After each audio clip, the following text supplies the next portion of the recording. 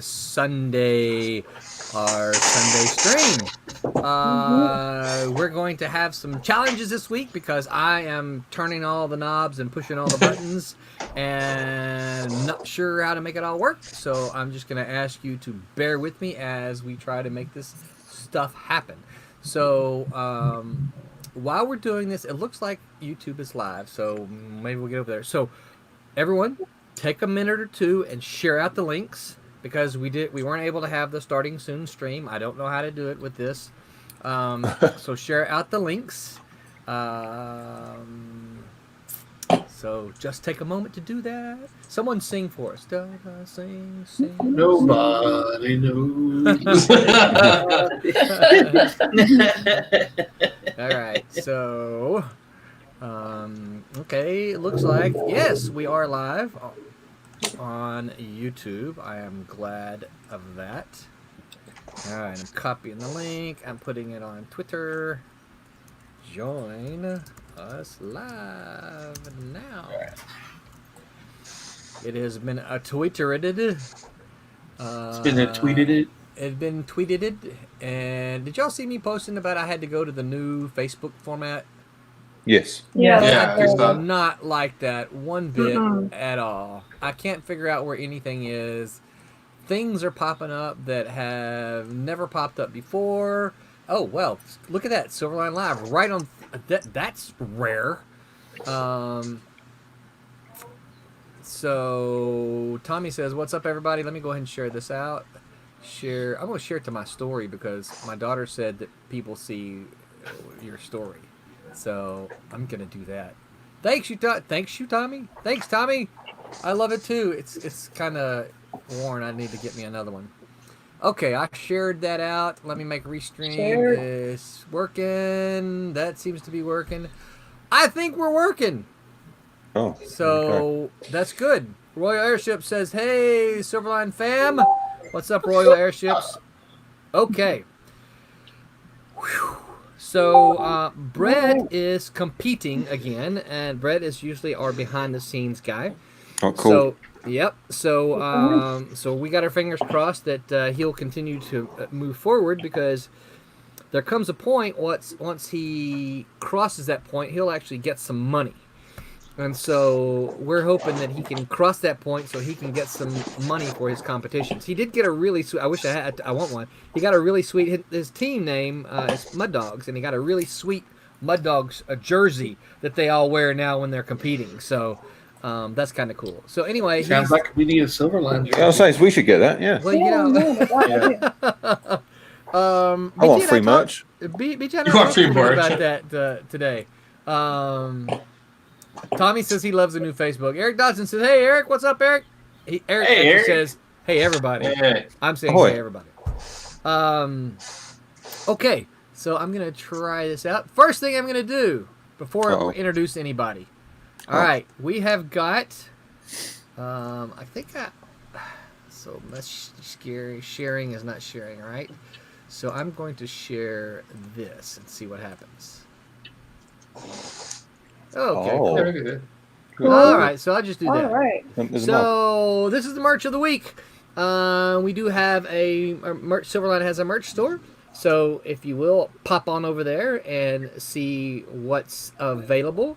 If there's something there that you would like to see, but it's not there, drop us a line. That's the cool thing about being an independent company is if you want to see a mug with, say, Divinity on it, we have that available. We have that available, by the way. But if there's something that you want to see that we don't have, just tell us and we can try to make that happen. So yeah, so the Silverline, the sweet Silverline mug is the merch of the week. And so, yeah, now we'll get to some introductions. Let's see. Go back here. I am Roland. I'm the kind of the chief wrangler here. I'm also the writer of Cat and Mouse and Trumps, and we're going to be talking more about those in just a minute. But we're going to get everyone else introduced here. First up is Kurtis. Kurtis, tell everybody who you are. Hello, I'm Kurtis Fujita. I'm good? Okay. Yep, you're good. I'm Kurtis Fujita. I'm the creative director at Silverline. I also am the editor on Keyless, and I'm also an artist with experience in comic books, animation, and video games. That's me. Sweet. Pretty cool. Yep, very cool. I put some other stuff up here. Where am I not finding that? Okay, John, tell everybody who you are. I am John. Currently today, I am John the Viking Prince Voltan Martin.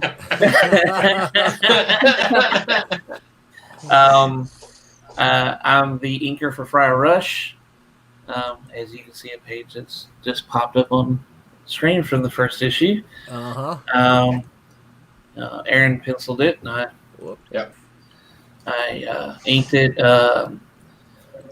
Other than that, that's it. That's all I do with Silverline right now. All right. For the moment. And you're working on issue number 2, right? Yes, I am working on issue 2. Sweet. I got to make a supply run for some more ink. But I'm working on issue 2. That's a good problem to have. Oh, I wondered why it was so dark. It's because I moved my light. So I'm going to try to move my light back over here. And that helps a little bit. Okay. Yeah, it helps a lot, doesn't it? Excellent. Thank you, John. Next up is Roberta. Roberta, why don't you tell everyone who you are? I'm Roberta, just a colorist. For the book of Never say that. Working on Pendulum right now, and soon Cat and Mouse going forward. So I'm excited about that. I'm a former Malibu comic colorist, as are some of the others here. And anyway, bye. Okay. Very cool. And this is Roberta's 3rd stream, right? I think it's the third one, yes. 3rd stream. So, excellent. We are happy you are joining us now. Next up is Aaron Humphres, and I'll put this one back up there. Aaron, tell everybody who you are. I am the penciler of the Friar Rush comic, which I just shipped out along with Bloodlines, and also do my own comic, Godlings, which you can find on Webtoons and other places. Yeah, right now it was just Friar Rush, and we're gonna get more stuff. So yeah, that I drew that, and then John inked it, and Becca colored it. Yep. Yes. Yep. And you did say it just shipped out, and so yes, this is what you should all be having in your hands. And we have submitted that. Hey, John's got his copy there.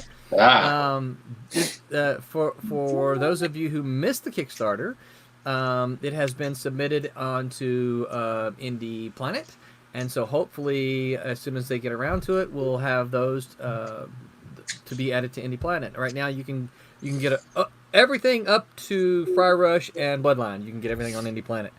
All right, next up is I'm sorry, I'm going a little slower. I'm trying to have to figure all this out. Next up is Barb. Where you at, Barb? Wait a minute. I just saw Barb up here. I'm here. I know, but I'm looking for your image to put. Oh, here we go. Next up is Barb. Barb, tell it. Oh, I don't have. No. No, I don't want me. Not me. No. There. Barb, tell everybody who you are. My name's Barb Kaalberg, and I am the creator, co-writer, inker, and colorist for Divinity, which you see up there. And I am the inker on Cat and Mouse, which is kickstarting right now. And the colorist for Sirens, which is an old classic that's being colored. The black and white is being colored and will be reprinted in color at some point. And I'm also the CFO of Silverline. And we are calling these our remix versions, right? Yes. Yes. Right, Kurtis? Okay. Yeah, that's right. Okay, and whoop, got somebody else here. Next up is Peter Clinton. Peter, tell everybody who you are. I always follow Barb, and Barb does so many things. I'm just a penciler. I do one thing. Stop showing me. Okay. Oh look, there's the cover. Yeah. So I'm the penciler on the working title, Champion of Miss Fury. I got that right this week. And I did that cover you're looking at. I penciled that cover. That's right. Yes, it is gorgeous. Yeah, colours come out pretty good, right? Great. Yes, thank they you. did. Well done, Roberta. Yep. Yep. And it was inked by Tommy, who is Of course, yes. I think listening on the stream here. Mhm. So okay. So and just joining us by the skin of his teeth here is Wubba. Wubba, say hi to everyone and tell them who you are. Hello. I am currently just the penciler on the next cat and mouse that's coming up after next one. Yeah. All right, so I do have an image, but I'm slow to get to it. There we There you go. go. There we go. Ooh, that's great. I don't think I've seen That's that one. interesting. Yeah. That one's fun. Yes. Wow. Gorgeous. Yeah. Look So, at Wubba go. Yeah. Mhm. Now I got to start living up to something. That's right. Wubba's been jamming. He is. He's keeping me excited Great. over here. So, so one of the things Wubba mentioned, and we haven't talked about it a whole lot here on the stream, is that he said the next cat and mouse. So, what the plan is, we're going to finish. We're going to finish this miniseries. Alex and Barb will be art teaming it out. Roberta's going to join us for the last issue of number four, Yep. which finishes up the arc. And then we're going to start a new arc, which, as you can see there, hints at some voodoo stuff. And Wubba is going to be penciling that. So I'm very excited because he's already got like 7 pages done. I mean, he's 9. 9. No Sorry, way. 9. Wait, Nice. Wow. did you finish the spread? No. Okay, 7 pages. Yeah. 7 No, I pages. turned in 9 tonight. Okay, Yeah. all right, yeah. You turned in 9, but you skipped the spread. Yeah. Yeah. So 7 pages, but that's jamming, dude. That's like 3. That's like 1/3 of the way there. So I'm incredibly excited about that. So what? Did I hear somebody say Roland? Okay. So I'm gonna read a couple of these messages, and then we're gonna talk about the Kickstarter before we get to our topic.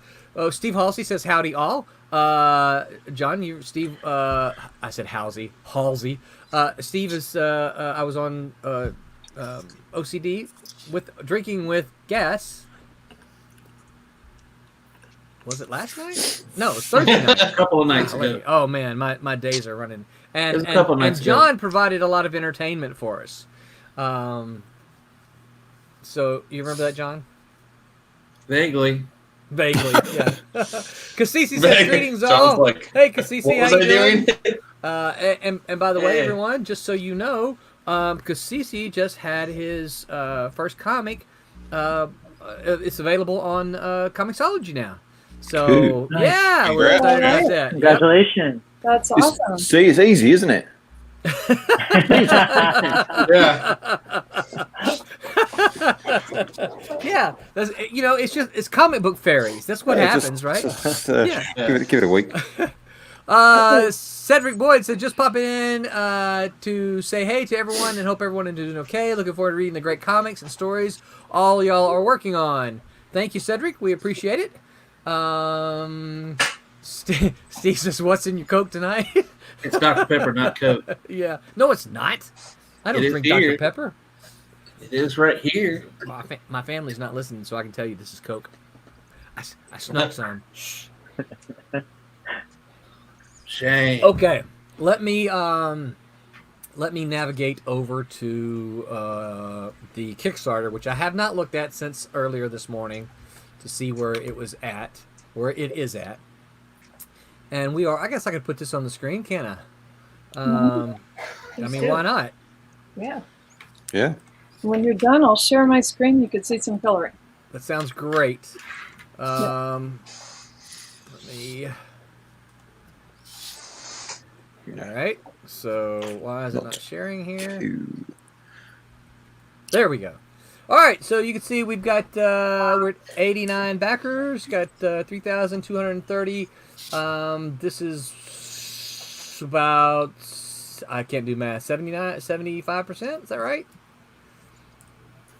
Something like 80%. Yeah. Oh, closer to 80%. Yeah. So. Everyone's like, yeah, sure. So we are well on the way, and we appreciate everyone backing you guys. So there's so much art here. If you're an art fan, if you like original art, this Kickstarter has been blessed with some very generous artist. There's so much available. By the way, here's all the various covers that are available. This is the Kickstarter exclusive cover, which, by the way, I get to show this.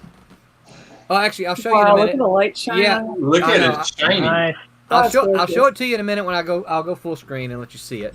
Bright But that's- page, bright page. That's the Trump's Kickstarter exclusive, and then this is the Cat and Mouse Kickstarter exclusive, and then we've got variant covers. You've got the A covers, you've got the B covers, and you've got the C covers. This one is Sid Vin Blue is coloring it, and I've already seen the first round of flats from her, and they look very, very good.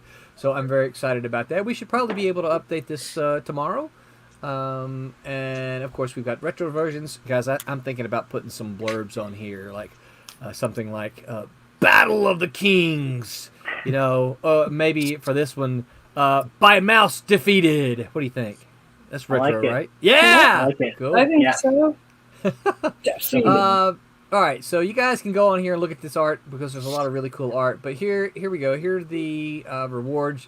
Always, if you're just if you're shy of dollars and you're just trying to help out a little bit, you can grab you a PDF of Cat and Mouse number 3.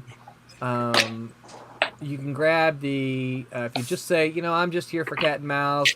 I see that you've got this other project going, but I just want my Cat and Mouse. Give me number 3. Well, you can still pick up that as well.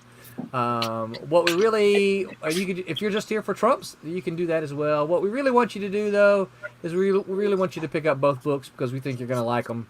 You get the option, obviously, of getting these covers here, the A covers, right? Then there's the B covers. Someone asked me, well, how did you put them together? Why this cover with that cover? And to be honest with you, there's no real rhyme or reason. Actually, to be honest with you, the C covers are C covers because they were still kind of in production at the time, and we didn't this one wasn't colored when we launched, and this one I had only seen the breakdowns from Steven. So that's kind of why they were C, because they were less further along the ways, and that's really the only reason. So a note about the Kickstarter versions. I know that this comes up sometimes on people's Kickstarters, is that this is, if you want these covers, this is the only way to get these covers. Now, somebody said, yeah, but I saw your cover as a print when I saw you at the show. Yeah, okay. So we might turn these into a print that you can pick up from us at the show, but you'll never be able to get these covers again on the comic, because we're not going to put these Kickstarter exclusive covers on a comic like this again. So if you want that cover, the exclusive, and we limit them to approximately the number of backers we get. So we print to the backers. All the creators get a couple of copies, so there's going to be more. I mean, obviously, it would be silly to think, well, Barb inked the book, but she doesn't have a Kickstarter cover. Nope, Barb gives a couple, but we don't get stacks of them. We only get a couple of them, and we get comps of the standard covers, right? All right, so there's all that. And then you got all kinds of original art. Mike Belcher original, who Mike's not with us tonight. Mike usually joins us on our Sunday stream, but I'm not sure. Hope he's okay. Hope you're all right, Mike, if you're listening. Original Cat and Mouse from Mike. Then you've got commissions from Thomas Hedgeland. He started off with 2. They went really quick, and he said, you know what, I'll do 2 more. And this is a torso shot from Thomas. We're not going to go through every single one of these like that. Alex Gallimore, this is an original piece that Alex Gallimore had that he's just contributing to the Kickstarter. And then, of course, there's the Completist. This is a popular... did I misspell Completist? I think I did, didn't I? This is a popular level for all of the collectors who want 1 copy of every cover. That's what you get here. And then Alex has commissions. He's doing pencil and ink commissions. These are some samples of his commissions. And then there is all kinds of original art. Page 4, pencils from Alex. Page 5, going on down here, all kinds of pencils from Alex. You can see there's some that's gone. Then we have some inked pages from Thomas Flormonti of Trumps. You can see there's some that's gone. Now we have some inked pages from Barb. And if you're really a hardcore collector, you could get page 4 inked and page 4 pencils. Yep. And if you're saying, well, yeah, but I don't really want 2 sets of the comics, just drop me an email. We'll work it out, okay? So yeah, there's more Barb inked pages from Cat and Mouse. Then we have some Trump pencils from Thomas Hedgeland here. And Trump pencils, all kind of pages here. All kind of. I'm telling you, if you're a fan of original art, this is like a candy store for you. Should be anyway. And then some Gone stuff, ink pages from Thomas Flormonti, from Barb. Those are gone. You see these pages are going. This is the page 24 from page 22 from issue 2. So it's the cliffhanger page. More original art from Anthony Pereira from Trumps pencils. Jamie Jones, who did the baboon, did a mashup for us. She's got the cat and mouse with the baboon. This is a sweet piece and needs to go and hang in somebody's house. All right, so I'm not going to finish going. Oh, one other piece. Stephen Butler. The cover Stephen Butler did to Trumps is still available, and these are some sweet pencils from Stephen. So yeah. Aren't gone yet. What's that? I'm surprised those aren't gone yet. Normally, Stephen Butler gets ripped up pretty quick. Yep. Well, we're gonna make sure that we do some announcing of some of the art as well. So yeah. So we've got lots of stuff, guys. Get out here, check out the Kickstarter. Like I said, lots of art available for you if you're a fan of original art. This is sweet stuff. But what I want to show you right now, I said I would show you this. Let's see if I can figure out how to do this. Yes. All right. This is the cover, the Kickstarter exclusive cover for Trumps, and this was printed up. Yep, this is shiny gold metallic. This is going to be the Kickstarter. Like the 90s all over again. Yeah, Kickstarter. Well, lots of people fondly remember the 90s. As you can see, this is our Kickstarter exclusive edition. So you're only going to be able to get this cover. This gold metallic cover if you back the Kickstarter. So it is very sweet. I think you can see the sheen from the gold there. Oh yeah. Yeah. Definitely. Yeah, there's some folks in the collector's corner that collect those types of covers. Well, so they need to get on that. Yes, they need to realize that this is what we've got. Eric said, woohoo, gotta catch them all. There's gold in them there hills. Yeah, that's right. Get me off the screen here. Okay. So yeah, so as always, lots of fun stuff going on in the Kickstarter. You guys get over there and check it out. We've still got a ways to go before we make our goal. But hopefully you guys can get us there as you always do and push us over. I still want to. We still got a trading card that we got to do. Cat and Mouse has had a trading card for both the Kickstarters. I want my third.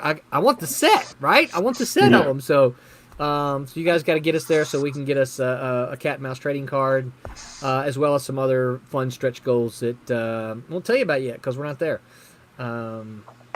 But yeah. So anybody have anything else before we dive into our topic? Oh, yes, Kurtis. Right. Go ahead. I believe it's a special day for a certain somebody. That's right. Sounds like Aaron Humphres. That's right. We're going to do the first time we've ever done this, okay? And we want to remember Brad Tomty, whose birthday was yesterday. We're going to sing happy birthday, y'all. Yeah.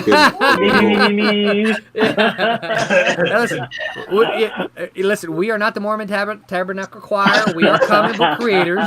So if you're expecting that, you might want to change the channel. But Aaron is having a birthday today, and it's a special day. Aww. He has joined us here on the stream on his birthday. Yep. So we are going to sing. Okay.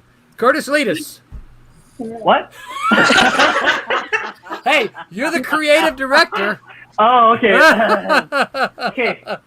Everybody, with feeling, Drinking motion not from here or here, but from here. Okay, here we go. Ready? 1, 2, 3. Happy birthday Birthday to you. Whoa. Happy Beautiful, isn't it? birthday to you.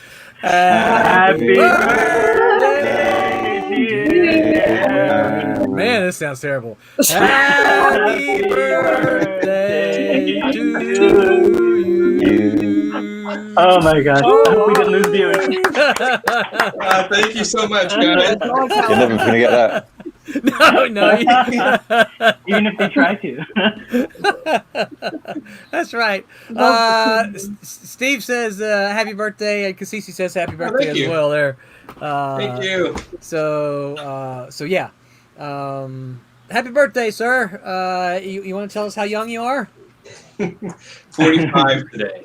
Whoa! Yeah. Going up Yeah. there. I don't look it. Right. Do you, The baby. now, do you I feel know. older? Barbara, she's like, I'm double digits, by triple digits by now, but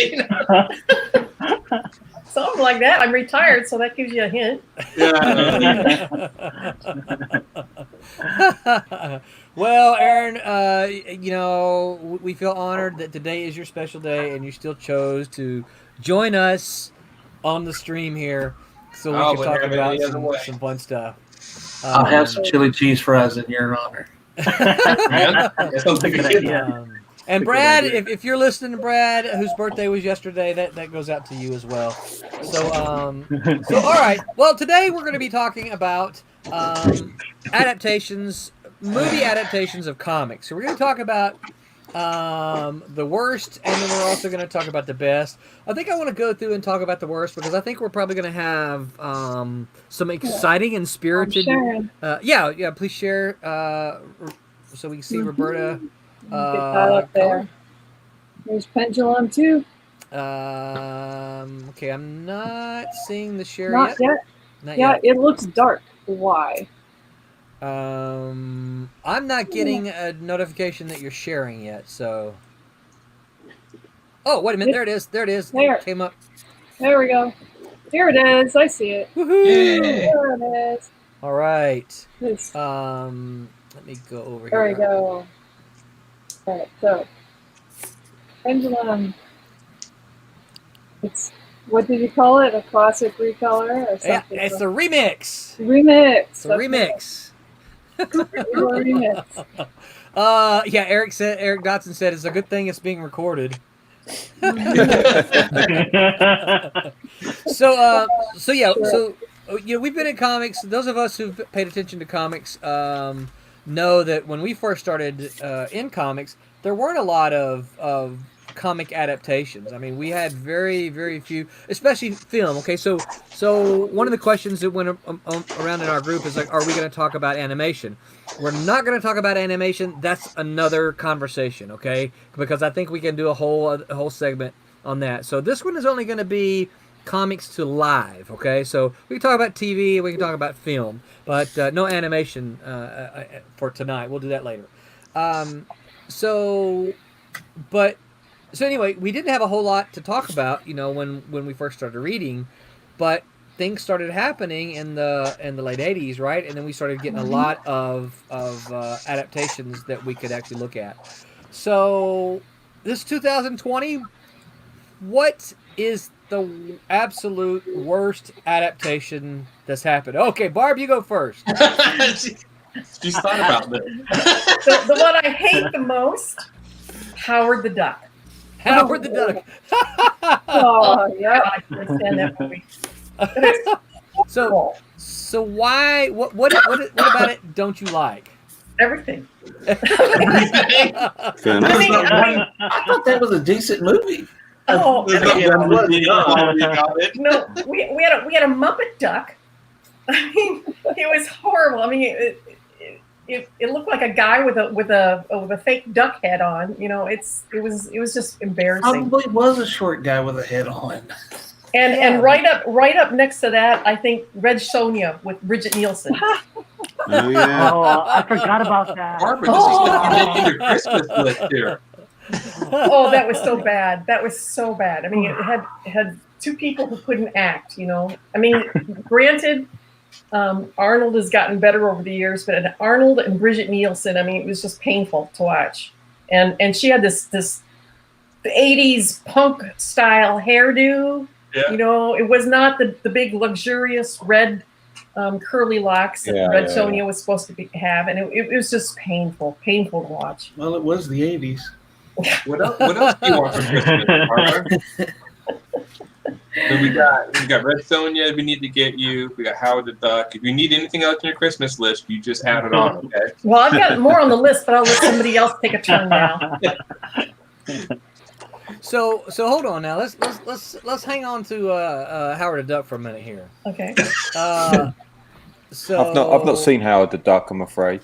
Oh, You should. It's so actually, I fortunate. thought it was decent. So I'll see if I can find it on Netflix. It's a cult classic. Yeah, it is a cult classic. People argue because it's so bad, they say it's good. You know. Well, kind of like Plan 9 from Outer Space, right? Yeah, exactly. People, it's so kitschy that the people just like it. But I never did. See, I don't think I would put it in the worst because of John, help me out. Who was the actress that played along with Howard? Jesus. Sarah Jessica Parker. Leah Thompson. Yeah, Leah Thompson. Yeah. Leah Thompson, that's right. I thought it was never mind. she can actually act. Well, yeah, and that's the thing. You know, this was a long time ago, but so. You know, I have a lot of forgiveness for the project because Leah Thompson, right? She was in it, and so she was easy to look at in the movie. Okay, so you're looking at it from a man's perspective. I'm looking at it from a purely artistic and like. You don't feel drawn to Howard the Duck? No.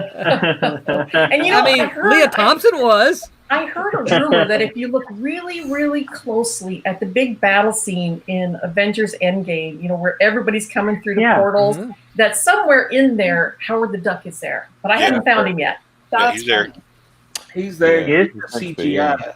I have looked and looked and looked, and I have not been able to find him in there. But I was looking just because I thought it was hilarious. Because they were throwing all kinds of Marvel people in the backgrounds there. And that was.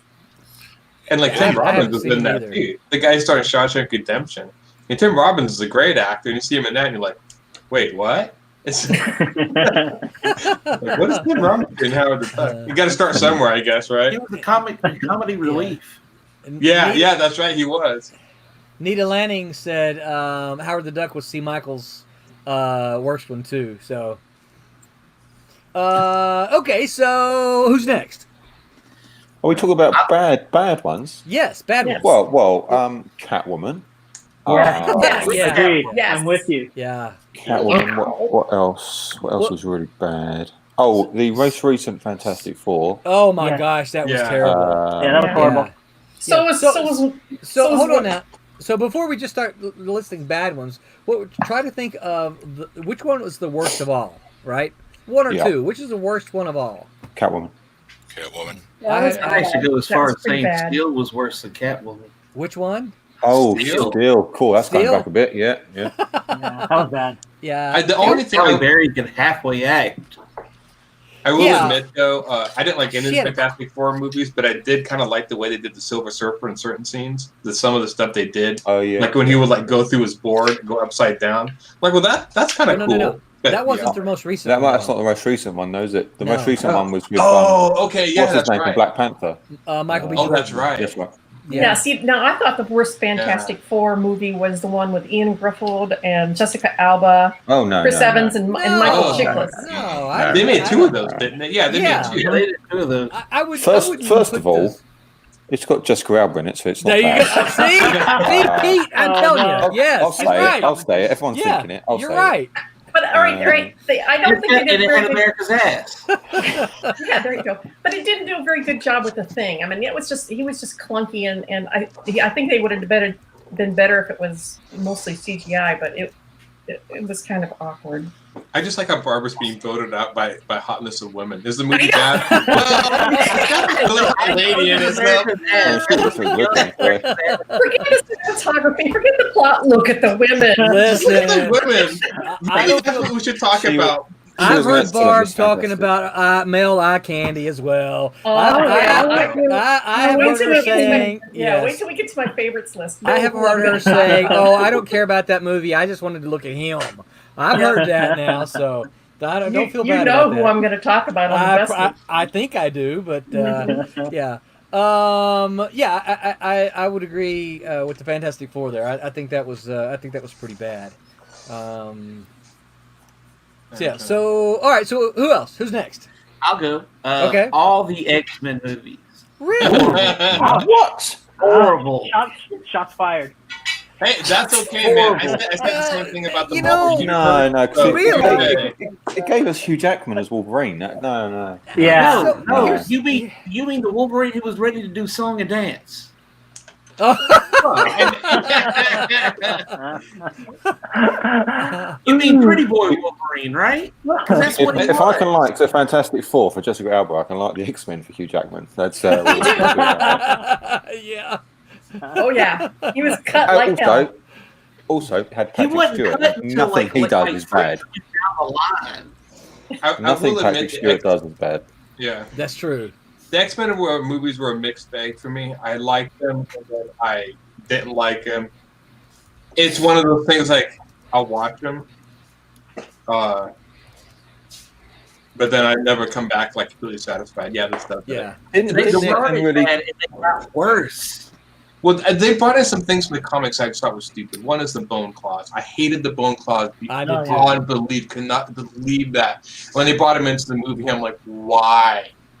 Why would you do this? And stuff. But, so here's the I thing, like though. that sort of thing. But here are my thoughts, though. All right, so I have a lot of problems with the X-Men, but I wouldn't put it in the bottom 10 movies. No, not at all. What about New Mutants?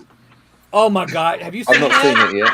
Oh my I was not gosh! happy with New Mutants. I saw it. I thought it was pretty terrible. Yeah. Oh. And it's it's far worse than the X-Men movie. And the thing about it is, they had so much potential.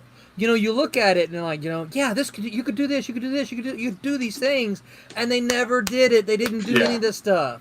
So disappointing with that. When I you understand expect why they that of delayed it. Fox. Well, I understand why they delayed it for like 2 years now. What do you expect that of? Yeah. So I think that's the problem I have with the X-Men movies and the Jessica Alba Fantastic Four movies. I wouldn't put them. That's what they're called as well. They're Jessica Alba. That's when I searched for it on Netflix. I started Jessica Alba. But I have problems with them. But I don't know that I would put them even in like the bottom 10. Yeah. We'll even go Ben Affleck Daredevil. Yeah. It's a little rough around the edges. I say the same thing. Yeah, I say the same thing. It's like I have Electra. problems, but I still think the Electro was bad, funniest yeah, scene I yeah. saw in that Ben Affleck Daredevil. It took me a few times. It was on TV, and then the second or third time I saw it, I'm like, that's not possible. He jumped from like a building across it looked like a 3 or 4 lane like freeway. Like he jumped across the street midair, so he ran out of the building, jumped, and I'm like, nobody can jump that far. Like he's flying. I mean, even at an angle, I'm like, I know it's a superhero movie, but that was like, okay, that's stretching the logic just a little bit for me. Spider-Man. Cassisi says that he agrees and he thinks that was the worst Fantastic Four. X-Men were horrible. Ben Affleck's Daredevil was the worst. I once said that. Oh. Yeah, hey, we said nice things about Cassisi earlier, right? Now what's he doing? Yeah. Steve Halsey says the 1994 Fantastic Four. Has anybody seen that? I've not ever seen it, but I've heard about Talking it. about the one that went straight to video? Yeah. Well, okay, so no. I'm talking about the one that was made and was never released. Yeah. As proof that they could make one. You know how I saw it? You're gonna laugh at this. Mike Barr. Mike Barr. I don't know where he got his copy. Mike Barr had a VHS copy of it. When the whole Malibu stuff was going on, and he loaned his copy to me to watch, and it was terrible. If that movie had been released, it would easily be in my bottom 5. Oh, the best was Mr. Fantastic. Ugh. Like they have a cutaway of Mr. Fantastic, so instead of him like showing his arm grow, it would be like him looking at something, and then he'd reach for it, and they'd cut away to an arm stretching, and then they cut to the wide shot where he's holding Oh something. no! Oh, it was so painful. And the Human Torch did not flame on until the very last scene. You go an Yeah. hour It was in the in. budget. You go an hour and like 45 minutes, and it wasn't until the last scene that he burst into flame, and it looked so terrible. I still remember there was I think it was Venture Brothers that did an episode making fun of the Fantastic Four, and they had like the Human Torch, and he was in a chamber, like somebody was giving him a tour. It's like, yeah, this is the Human Torch guy, and he's in this chamber, this oxygen deprived chamber. Well, why do you keep him in there? I mean, why? And they like open the chamber and burst into flames and start screaming. And then they closed it. I'm like, okay, that makes sense. Oh, that's funny. I'm like, yeah, that would hurt. Yeah, Cassisi says the interpretation of Bullseye from Affleck's Daredevil. I don't know. I like the dude. yeah, Who's the actor? Colin Yeah, Farrell. Colin Farrell. Yeah, Yeah. I thought he was pretty good. No, I didn't like the lady who played Elektra. I was going to say that is like, oh my Jennifer- God, worst. Jennifer, They can never get Garner. Elektra. Jennifer something. Yeah. Jennifer Garner Garner. played Yeah. Elektra. Yeah, that was here. Yeah. It was Colin in. Farrell is a very iffy actor. He can be good at some times, and he can be bad at times. Ben I think he Affleck. swings for the fences. Colin Farrell, like, he swings for the fences, right? Like if he, he kind of hams it up. I did You know, particularly like that part on where when he's on the plane and he flicks that thing and chokes the The other. peanut. lady. Yeah. Annoying. Kills her with I the like peanut. that. That's what I like. Yeah, I like this guy. Yeah. I like him. Yeah. Again, I hear the problems with them, but I don't think that the Daredevil would make my bottom 10 list. Well, see, I have my criteria. I have before the Dark Knight and the MCU, and then after, and that's how I judge my movies. Like the reason that, yeah, because It's almost like before pre we- and post crisis DC, right? Yeah. But there's that horrible excuse people give for people who have, personal issues to say, oh, he was a man of his time. And I kind of feel that about like bad comic book movies. Like, if it's before MCU and the Dark Knight series, I go, it's a movie of its time. Afterwards, you kind of should know better, right? Because now we've seen how it should be done. Yeah. So Fantastic Four gets the downvote on me. But see, I because of like that. this costume better than the Netflix costume. Well, costume's one thing, right? Yeah. I like the Netflix Daredevil better than the movie. I Oh, would yeah. I have to say, Oh yeah. most of the Punisher movies, I'm going to say, I think almost all of them. Punisher Warzone was not a good movie, but it was the closest to the character that I think I saw. And I still can't figure and it baffles me. I'm like, Hollywood could do Man with Gun. I mean, they do John Wick, Die Hard. I mean, Man with Gun's easy. They've done it for years. Man with Gun with Skull, they can't figure this out. Yeah, Once exactly. you add the skull, it just falls apart. They just can't figure this out. And I saw the Thomas Jane one, and he had like this elaborate plan for revenge. And I'm like, look, he just kills people. All right, he just kills bad guys. He's very simple.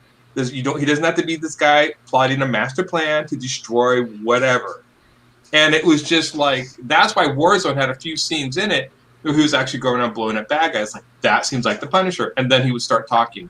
Okay, now that's bad. Okay, so but there were certain scenes in that I thought were well done, but overall it was not a good.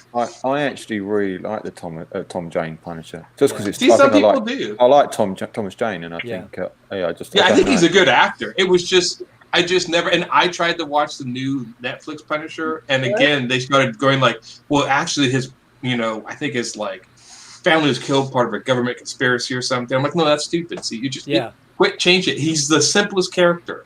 And they keep wanting to like make it this complex plot, and I'm like, no. Quit on me. Yeah, I always wanted to see her iPad quit. No, go ahead. I always wanted to see a John Woo directed Punisher. That's what I would like to see. Like, the crazy gunplay, but have John Woo directed. Wow. That would be I find it interesting that there's a lot of actors who repeatedly pop up in comic book movies, and some of them they do really bad in, and some of them they do really good. Ben Affleck in Daredevil, then he played Batman, which is great. Yeah. And Chris Evans in Fantastic Four, and Chris Evans as Captain America, and then there's Josh Brolin who did Jonah Hex, Yeah, yeah. Oh, that's right. He did. And Sure. it's Thanos, you know, so it's like, Yeah. It Noah almost seemed Hicks like was like a bad Tarantino movie. yeah. Certain roles were Uh, like made for him. Ben Affleck just looks like a rich pretty boy, so he played the Bruce Wayne character. Great. He doesn't look like the Daredevil, the great gritty. He just, you know, and Looks I more mean, gritty than George Clooney. yeah. He does. Yeah, I don't know. He played the fight scene in Batman versus Superman. Regardless of what you think of the movie, when they did the fight scene, the way they had him fight as Batman, that's how I always imagined him. Like he's just a force of nature. This guy is just absolutely like a force of nature just coming through that. I'm like that. That was, at least to me, I was like, that's how I always imagined him fighting. So Yeah, I think he's an excellent Batman. Yeah. Kurtis Cassisi says that's a fair criteria. You're judging based on the pre and post. Eric Dodson says, okay, this is he addresses it to me, but I'm gonna toss it to all of you. He says, what are your thoughts on the Nightman TV series? Oh, It was a nice I don't know Of its that. time. Yeah, it's okay, Pete. Okay. free crack. That is not one I'm going to suggest you go out and look for. yeah, I mean, being a Malibu employee at the time.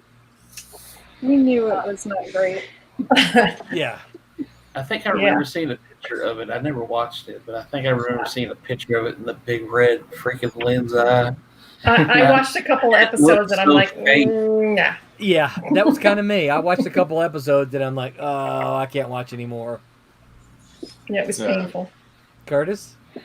Yeah, like I said, that falls into the category of its time, you know. So, but you know, but seriously, I mean, I remember watching things that were not comic book related. If there was just a glimpse of a comic book, like I remember there was this movie, Adventures in Babysitting, with Elizabeth Shue, Yeah. and Yep. Vincent Thor. D'Onofrio was in it. Yeah, and he appeared as a Thor-like figure. Yes! And that was enough. It was like, oh my gosh, they said Thor, and they drew an image that looks like it. That was enough for me. That was a big take, you know? Yeah. So, yeah, of its time. Yeah, I feel so remember sorry that. for the Nordic people sometimes. They're never going to get Thor back. He's always going to be a Marvel character. He'll never be like, he was our god. He was...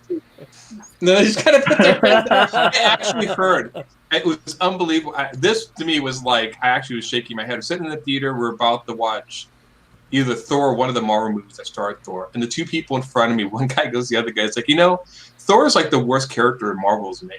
And I'm like, what? Like, Marvel didn't, what? And I just shaking my head. I'm like, that's a sad commentary in our times.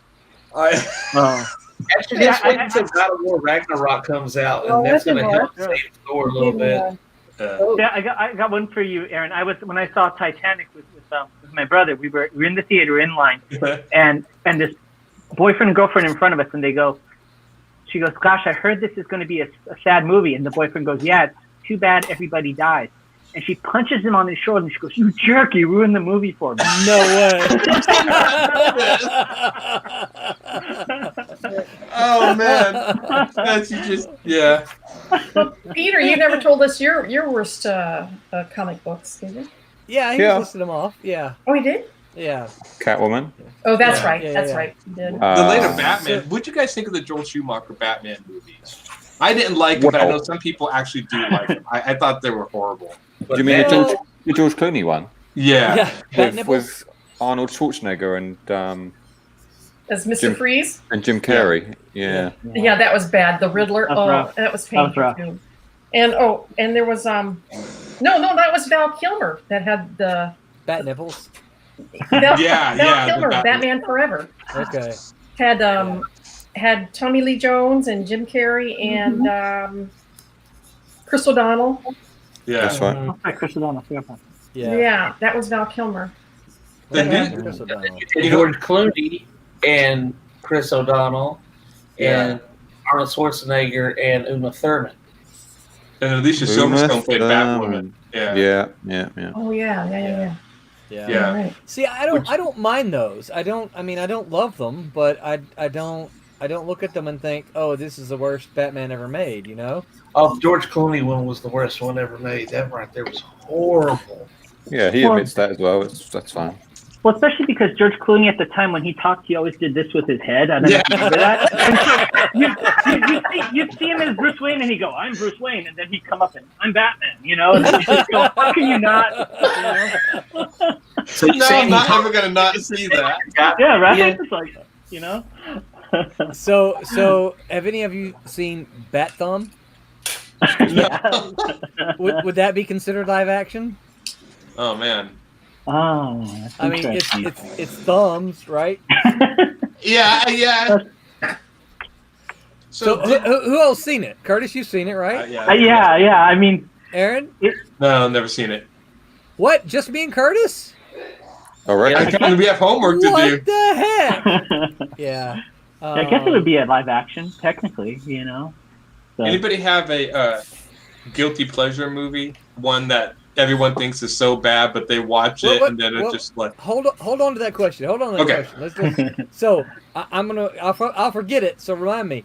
So Roberta, Right. what about you? Well, you guys already stole it. I was going to say Electra. It just made me angry. Which one? Electra. Oh. Yeah.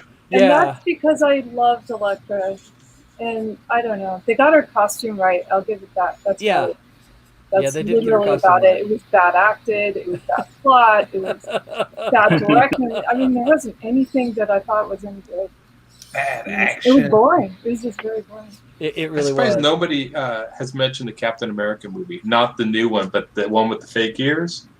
Oh, You guys yeah. know- Yeah. I remember watching that as a kid and thought it was cool, so it's still cool. Yeah, I did too. Right. Now, but I did realize even it's like, what's wrong with his ears? Like, I couldn't figure that out. I never noticed it as a that- kid. I was like, yeah, no, it's normal. What? And I'm surprised nobody has mentioned Nick Fury, Agent of S.H.I.E.L.D. with David Hasselhoff. Yeah, because it's the Hoff. That's great. Oh, God, Yeah. Yeah, we understand. Yeah. Oh, look at that. Yeah. Look at that. You haven't signed. Oh, you did. Look at that. That's funny. So you signed it? Yeah. That's awesome. That is so cool. Look That at that. is cool. Yeah. That is So awesome. so the story of how I got this though. I also have one You signed camped by- outside his house for 3 weeks. Yeah. And I also have She was waiting in the bushes. I actually liked. Oh well, shoot! I made the thing go away. I actually like this one better. Nice. look Oh, at that. Nice. That's pretty cool. That's Yeah. awesome. That's awesome. So the way I got the Red Brown one, the Captain America one, he actually there we go. He actually is a I don't know if I can say this. He's a okay. I can say this. He visits a friend of mine, hit their business, and their business in the business. He was telling him, he goes, "Oh, a friend of mine, works in comics." He says, "I'll bring him a picture," and so he brought a picture and signed it and gave it to my friend. And my What a friend gave guy. it to me. Yeah. That's cool. That's cool. What a guy. As a Nice. matter of fact, I will tell you, Pete is drawing a kind of looks like this friend in the He comics. does. Yeah, I've noticed that now. You should have just said, and I'd have pulled up a picture. I just made sure he definitely looked like him. Okay, so anyway, I'm not sure how we got on the. Oh, Captain America, yeah. Yeah. If I could throw one more. Yeah, go Okay, ahead, go ahead. Curtis. Yeah, so this one is like under that category of I'll watch it because I love the character, but I hate the film, is the 2000 like something Green Hornet movie. Yeah. I mean again like Yeah. Aaron was saying, I mean it's a guy in a trench coat with a mask and his sidekick, no powers. They're basically crime fighters and gangsters. I mean, it's so easy to do right, and they just And they made Brett stupid. yeah, and it They made Brett an idiot. And the thing is it's like, to me, that's obviously one of those instances where they want their own movie that they have in mind, and they use this license as a vehicle to push that, and just go make a different movie, It's Yeah, see, I used to ink the Green Hornet series back in the day, so I was really interested to see it. And I'm like, this is not Brett. He's not a complete idiot. yeah. So, Yeah, that was a shame. That's probably one of the worst ones. Just because they should know better. It's after that era, and also it's such a great character, and they just ruined it. Yeah, That's mine. I agree. Who had Wubba? Yo. What about you? The newest Fantastic Four. Yeah. Yeah. That was just worse because it looked really good in the previews. When it got released, it was like, oh. Yeah, that was definitely a trick because I thought so too. I was like, well, this actually looks pretty good in the previews, and then don't watch it. Yeah, the previews was the only good part of that whole movie. Ouch. Other than that, then Catwoman. Yeah, Yeah. Catwoman. It was just dread awful. I've heard. Halle Berry couldn't even save that. That's just. Oh, I know. That costume, she said she was so proud she said I designed that costume, and I'm like, and it shows. Yeah. With their eyes closed. I know. Have you guys ever heard that one of the lines that I hate that if you watch a lot of the Hollywood press junkets that they often use is they'll say something like, "There's a cat." I learned in my life that there's a Catwoman in every woman. They'll always say something like that. I've seen them use that same line so many times, and then there'll be the next movie, like I saw when they did the Jungle Book movie. The guy goes, "There's a Mowgli in everybody." You know, I hate that. I hate that line. Cassisi says, he said the Flash pick is awesome. And he said, Hollywood has a very difficult time with Dr. Doom. Yes. No, that's another guy, just like the Punisher, they can't get right. Look, man, Iron Mask, be tyrannical. You've done this 1,000 times, but they just can't do it. So I have a problem with with Hollywood they're afraid of the costumes. It seems like. Yeah. You know, it's like we have this cool character, but we're really afraid to put Superman in red and blue. So we're gonna make it kind of like a wine and like a navy, right? And that's just one example, but it's like all of the heroes, because a lot of them have primary colors, but all of the heroes they have to do something to their costumes, and I don't get why they're so afraid of the costumes. I mean, my favorite, like in the recent Spider-Man with Mysterio.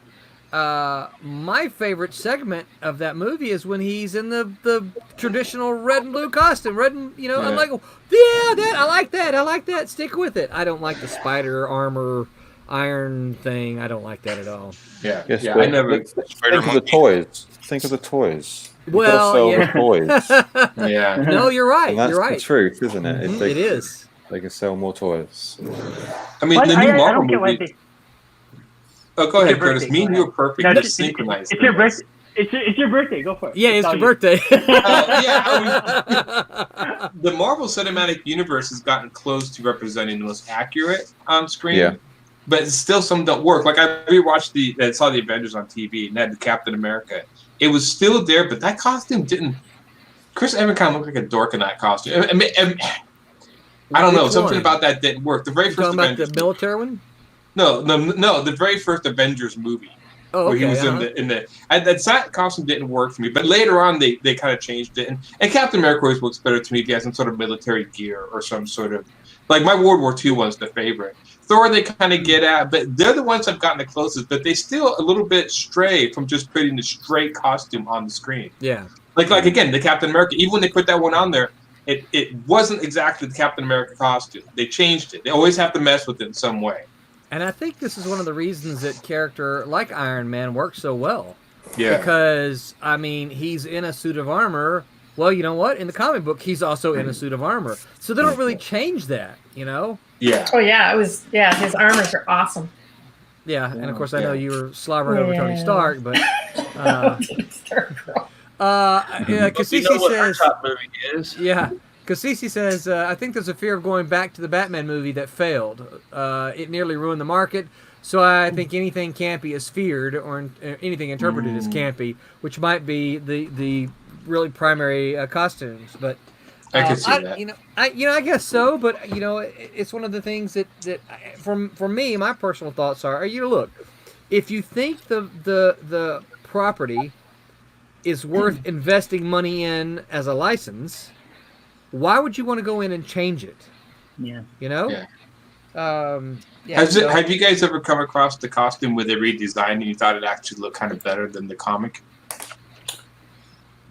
I like the Captain America First Avenger movie, like how they kind of World War II it up. I thought that was pretty cool. Yeah, that was probably my favorite of his. And the one that I actually I thought was a smart design was the redesigned Wonder Woman, because they added more of her Greek heritage into it with the gleaves and stuff. I'm like that works, but that was smart design. But they were paying attention to the character. It wasn't just a random design. They were paying attention to what was going into that. So there's been a few. So has there ever been? So here's a question before we move on to the next part of it. So has there ever been one of these movies? And I don't just mean any movie. I mean a comic adaptation movie. Has there ever been one that's so bad that you walked out? No. No. Because I paid to be there. Yeah. Because if you're going to sit and watch a train wreck, you're going to watch it to the very end. There was one that I wanted to get up and walk out, but it would have been too embarrassing. And I know most people don't even associate this with comics, but it has had comic books, and that was The Lone Ranger with Armie Hammer and Johnny Depp. Oh, you didn't like that one?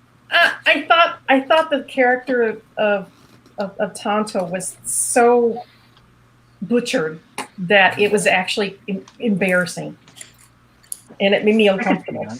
Well, it's kind of like that was Johnny Depp being Johnny Depp in the place of Tonto, right? You know, it's not Tonto, it's Johnny Depp. Little cocaine, Exactly. Yeah. Well, you know that's a fair assessment since that Lone Ranger is the ancestor of Green Hornet, right? So there's a correlation. They just can't seem to get those two right, unfortunately. Yeah. But I was going in, and I was going in thinking that this was going to be a great movie. Oh, Johnny Depp, he's going to really, do justice to this. And it was like, oh, you turned him into kind of a weirdo. I don't know. It just was. It was they wanted Jack Sparrow, didn't they? They wanted Jack Sparrow. Yes. Yeah. We had a Tonto Jack Sparrow. So I really didn't like Green Lantern. I don't know how you.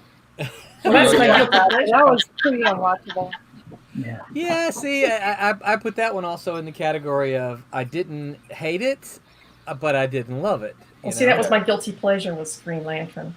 Yeah, really. Okay. Yeah. So that's the guilt. That was the question I was asking. Any guilty pleasure work? Okay. There's a movie that everyone doesn't like, but you secretly watch it when no one's around. So Barb's is Green Lantern. Why, Barb? Yeah. I really like Ryan Reynolds. Yeah. I just like anything he does. He's brilliant. I think Go ahead, Curtis. No, my guilty pleasure, and please forgive me for this, and it's not comic book, is Problem Child 1 and Problem Child 2. Those are my guilty pleasure movies. And my wife hates it, but it's so stupid. I love it. It's Problem Child 1 and 2. I don't guess I know those. You should. Nobody should. I think I have two. I have, strangely enough, the Transformer movies. I don't know why. Maybe I don't know. It's Shia LaBeouf in those movies drives me nuts, but some of the robots are cool. It's a very mixed bag. And then the Ghost Rider. I like Nick Cage. And all the vapid women, they're just like. I know. It just drives you nuts, and it's just like all the women eye candy. I mean, I think they started one of them with I think the first shot was just right in this girl's butt and her underwear walking up the stairs, and I'm like, God, come on, So it's.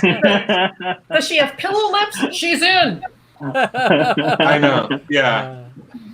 It's Michael Bay is one of those. He's definitely he can make the robots do all cool stuff, but never again gets back to the humans. Like I said, Go ahead. The Ghost Rider movies. Or guilty pleasure. Oh, cool. Yeah. Who was talking just like about Nicolas that? The director that had the foot fetish thing. Oh, Quentin Tarantino. Okay, Quentin Tarantino. Yeah. His last movie was foot crazy. Really? Yeah. Oh yeah. I haven't watched one since we talked about it, but I've been thinking about that ever since you said it. I gotta look for feet the next Quentin Tarantino movie. That makes sense because I'm thinking now you said that. I'm thinking of all these different scenes having to do with feet. Cassisi said that. Thanks, Curtis. The first Incredible Hulk with Eric Bana was pretty horrible. Oh yeah, but I thought the directing was really cool on that because he made it look like comic Yeah. panels throughout the whole thing. I thought Yeah. it was really cool. That's what I liked about it. Yeah. Yeah, it just was a bit bleh. The big Yeah, it fight was at one the of end those was a bit, Yeah, it was a mixed bag for me. But the fact that he tried to cut it up, the editing, the way he did it, it was cool. I'll still watch that if it's on TV. Yeah, I'm like that too. If it's on TV, I'm like, okay. I will admit that the second Ghost Rider, the way they actually did the Ghost Rider is probably the best I've seen. Where they actually, instead of like just flame, it was like this billowing smoke. Like he was just like an inferno. I'm like, that was really cool. But that was the same director who also did Crank. And if you've seen any of the Crank movies, this movie's off the wall. So yeah. Totally. So I've noticed that nobody mentioned any television shows at all. I did. No, wait a minute. Wasn't the Hoff? Wasn't that one a television movie? I guess I was talking more about the TV shows. Oh, TV. Well, there's always the Incredible Hulk with the Lou Ferrigno. Yeah, but you thought that was bad? But that wasn't a bad one. I don't think. I think that falls under the Vegeta movies, the Vegeta rule. Vegeta my rule. That's what it's called. Vegeta rule. The Fujita principle is what. Okay, Fujita principle. If you watch it under today's standards, and but realizing that it was made in the 70s, I think that's pretty good. It's funny. I don't know. I mean, I guess we're talking movies, TV shows. I don't watch a lot of the TV shows. The ones I tried to watch Shield. It was okay. It didn't really. I enjoyed Shield. Yeah. Yeah, some people really do. That was a mixed bag for me. I'm not a big fan of the CW stuff. Even though all the superhero stuff is great, it's still CW, and I don't. It's like trying to escape that everyone's beautiful. Everything's high drama. It's just CW. It's for teenagers. It is. It's just like and people you got to watch The Flash, and I'm like, yeah, but it's like Melrose Place. It's like every other CW show, and I can't get by it. Everything's very emo because it's geared towards teens. Yeah. But I like the shows. I like the shows. I like The Flash. Yeah. Because I tried to watch Arrow. Yeah. And then I got 2 seasons into it. It was okay. But I'm a big fan of Supernatural. And that's CW. And I don't know why. I don't know how Supernatural, why that's different. Like, I'm like, CW, see what you did there? Try to copy that more, because every other show yours always mixes into the same emo drama and stuff. So I'm a huge Supernatural fan, too. Yeah. I will say the best thing about the Shield TV show was when they brought Robbie Ray's Ghost Rider in. Ghost Rider. Yeah. Yeah, I'm surprised nobody's mentioned Swamp Thing. Well, I was going to say, are you talking about the film or the recent TV show? No, I haven't seen the recent TV show, so that's excellent. Well, that's what I've heard. I haven't seen that, but you got to pay for the special Warner Brothers thing, and I don't do that. No, I thought the film was would make my bottom 5. That was that Heather Locklear? Was she the? I think so. Yeah, I think so. Yeah. I enjoyed those movies. It's funny because I thought it was amazing back then, and now I look at it, you clearly, like, I know there's a rubber suit, but my God, now it really does look like a rubber suit. See, I was thinking I hadn't seen it, but then when you said Heather Locklear, I remember I have seen it, so it must have been so forgettable. Yeah. I forgot I watched it. Yeah. That's right, I did see that. So, anybody have any other? Eric Dodson said Dennis the Menace. Okay. Oh, there was a film, Dennis. That's right. Yeah. An Incredible Hulk had a guest appearance of Thor and Daredevil. Yeah, I remember that. Yeah. Adrienne Barbeau must have been the one who was in Swamp Thing. I like some of the Marvel Netflix series. Like, I like the first season of Daredevil. Yeah. And but then they all just started kind of going down. I don't know. I started kind of losing track of them, and they're going downhill. They just, I don't know. They became too much. I'll be honest with you. I find that's my opinion about most of the superhero TV shows. Yeah. Like, I know you said you don't like anything on the CW, but now I like the first couple of seasons of the Arrow and the Flash. Yeah. But after that, it's just like, okay. Now there's the Flash family, and I'm like, no. It starts becoming about other people other than the Flash. Yeah. That's what I sort of found. But yeah. You just got to stick with them. But the Netflix ones, I thought Daredevil. Yeah. I thought that was brilliant. Yeah, I thought that was really well done. I would like to see a better costume, but Yeah. you know, but it's so well done. I can ignore that. You know. Yeah. And Yeah, that was- season one, I know Aaron didn't like it. I thought the Punisher, he's the best Punisher they've got. He looks like it. And Yeah. I tried watching that Punisher series, and I just something about it couldn't get it. I think it's when he started torturing people, which maybe is more in line with the Punisher, but I don't know. That goes back to movies like the Game of Thrones. Every time I get into these shows where they start torturing people, or like it's all about like the gory, like the money shot, that's a big turnoff for me. So, and I think that's when I started losing a little bit with the Punisher. But I thought the guy who played the Punisher looked like him. I thought he was a really good person as a lookalike for that character. Yeah. Eric said Heather was in Swamp Thing too. It was Adrienne Barbeau in the first Swamp Thing. Oh, okay. Yeah, and he said, Cassisi says the first Bullseye versus Daredevil fight in the Netflix version was amazing, and he also thinks the Netflix Punisher was amazing too.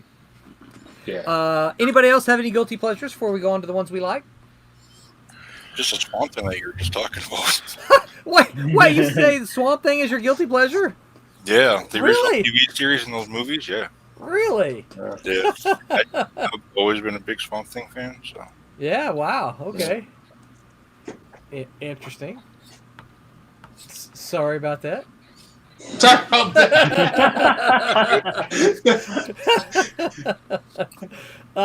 Okay, well, so all right. Now that we got the bad ones out of our system, what do you think? What would you say is the best comic to film adaptation, or maybe not the best because that's all subjective. But for you, what do you think did it?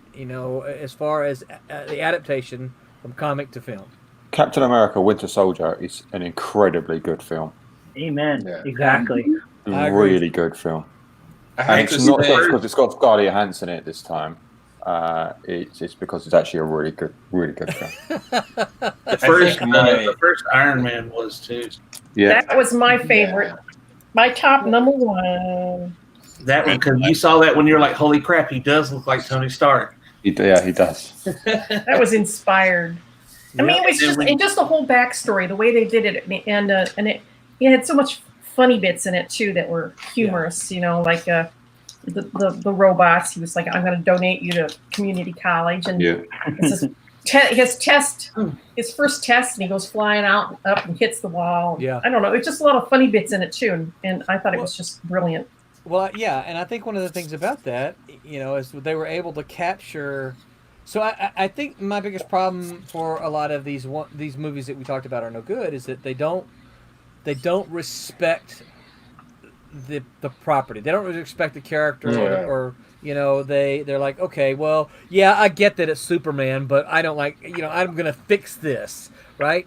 And I don't. I think a lot of the ones that are bad are directed by people who think, well, this is okay, but I'm gonna fix these problems.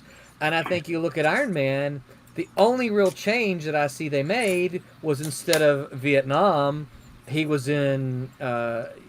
It was a more modern war. Yeah. I mean, Yeah. But they made him a very real person, which was very appealing. Yeah, but I think it's very true to the original Iron Man. I think another movie that was really, really true to the material was The Crow. Oh yeah, Yes, great. Yes, that is in my top 3. Yeah. Yeah. The Crow was really, and they talked about remaking The Crow, and I'm like, if they made a straight adaptation of the comic, maybe, but I don't think it. My favorite one was probably the movie Dredd, because I'm a big Judge Dredd. Oh, fan. Dredd was amazing. Yeah. To get that, I was like, and just the capture, especially the 2 lines at the end of the movie when he goes through hell and back, and is this the one with Rambo?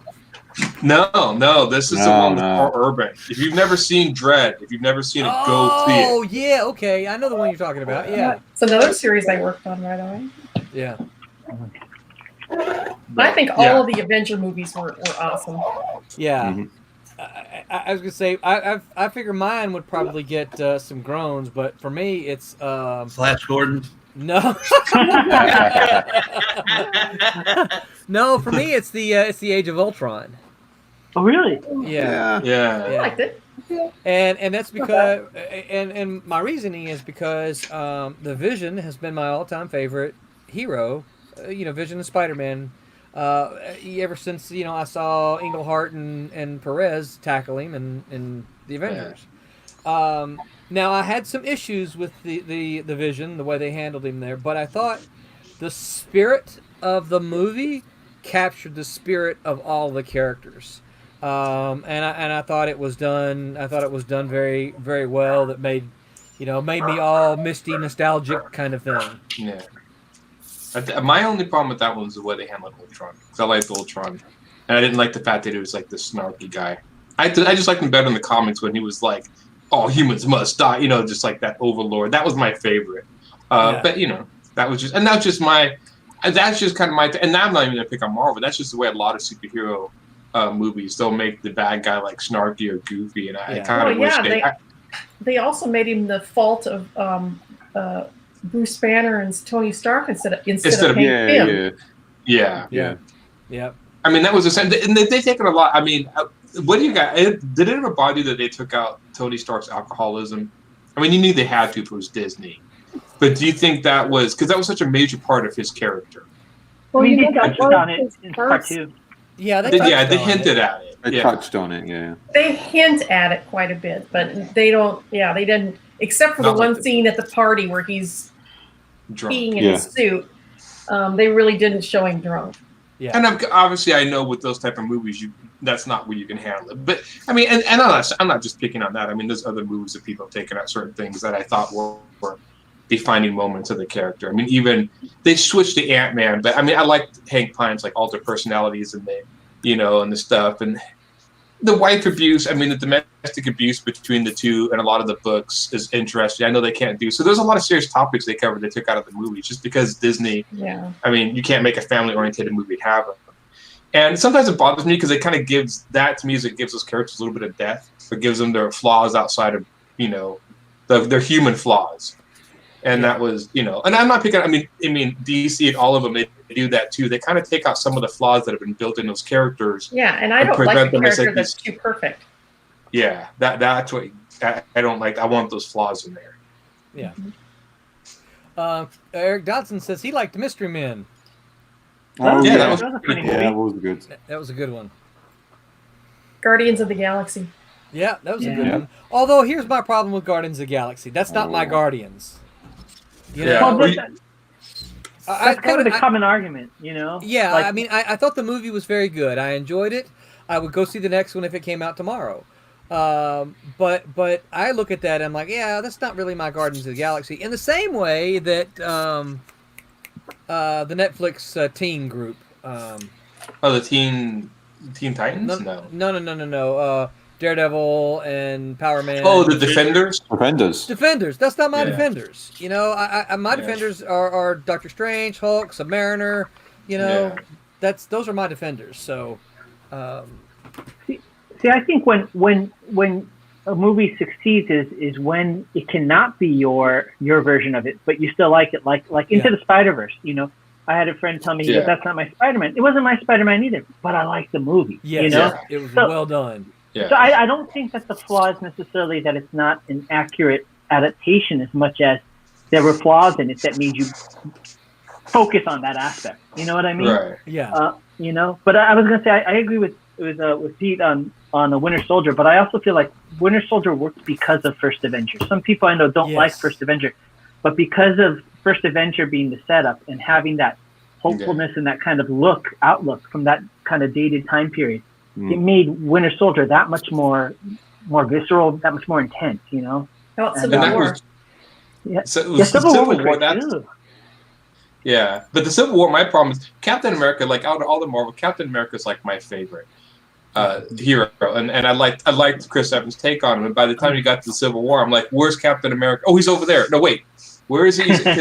Like, I understand, like, okay, you get all the other superheroes, that's great. And it's like, yeah, but I came here to see Captain America, and he's in the background doing some stupid. I mean, it's like, look, are you trying to write this character out, or just like that movie seems really weird? I'm like, can we just focus?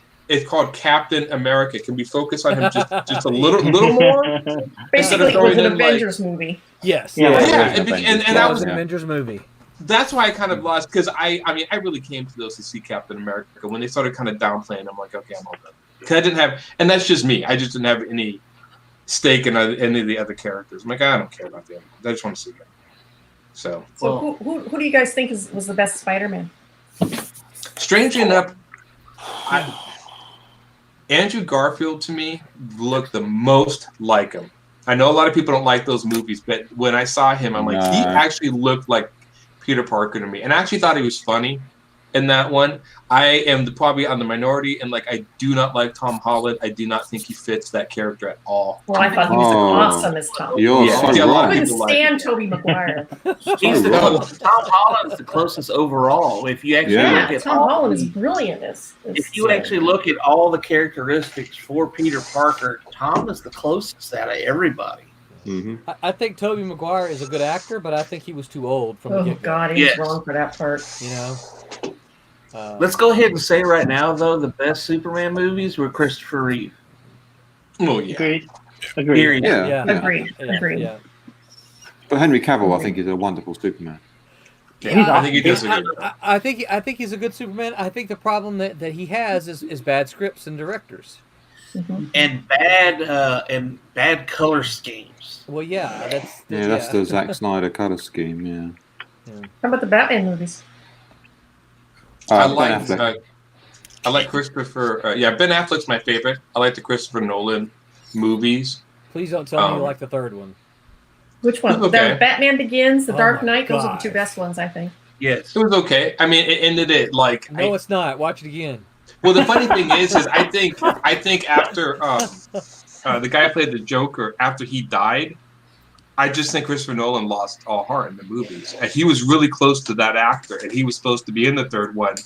And when he died, I've heard interviews where he's just like, it's like I didn't even want to make it. I didn't even want to be here.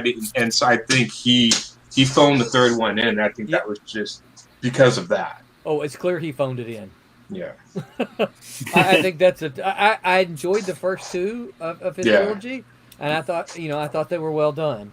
But that last one I thought was a piece of crap. Oh no, you're not the only one. I mean, he definitely hit a high point in the middle. It would probably be in my bottom better 10. Bane out of all the Batman movies, though. He what? It's still the better Bane out of all the Batman movies. The Bane was great. I think that's probably actually why I like the third one, because I like Bane. I thought he was a cool character. Because the Joel Schumacher Bane is absolutely atrocious. Yeah. I'd say the best thing out of that movie was Catwoman. Oh yeah. Oh, I thought that was the worst bit of that film. Yep. Hathaway. Yeah, Hathaway. Yeah. Sorry. Yeah, I think. Yeah, no, look, everyone's done that. No. Not sure about that. No, I'm saying that's how bad that movie is. Ooh. Okay. That's a benchmark. Touche. That's a low benchmark. I have to say, with the Batman casting, I've always been like, really? Like, back with Michael Keaton, it was like, oh my gosh, are you kidding me, Michael Keaton? And then he knocked it out the park. And then when they said Ben Affleck, I said, no way, that's ridiculous. And he knocked it out the park. So Yeah. with Robert, how does it bringing that up? How does everybody feel about Pattinson? Yeah. What do you guys think? I think he looks too much like the lead singer of My Chemical Romance or something. And I'm really trying to get over that. You take off the mask, and I'm like, is he going to start breaking into like emo music here? I mean, it's the hair. And I'm sure it's going to be great. I mean, this The is only a trailer is trailer. very good, though, yeah. Yeah, I'm sure it'll be good, but it was like you took it off, and I'm like, ugh, no, put the mask back on. Yeah, the Bruce Wayne didn't work for me.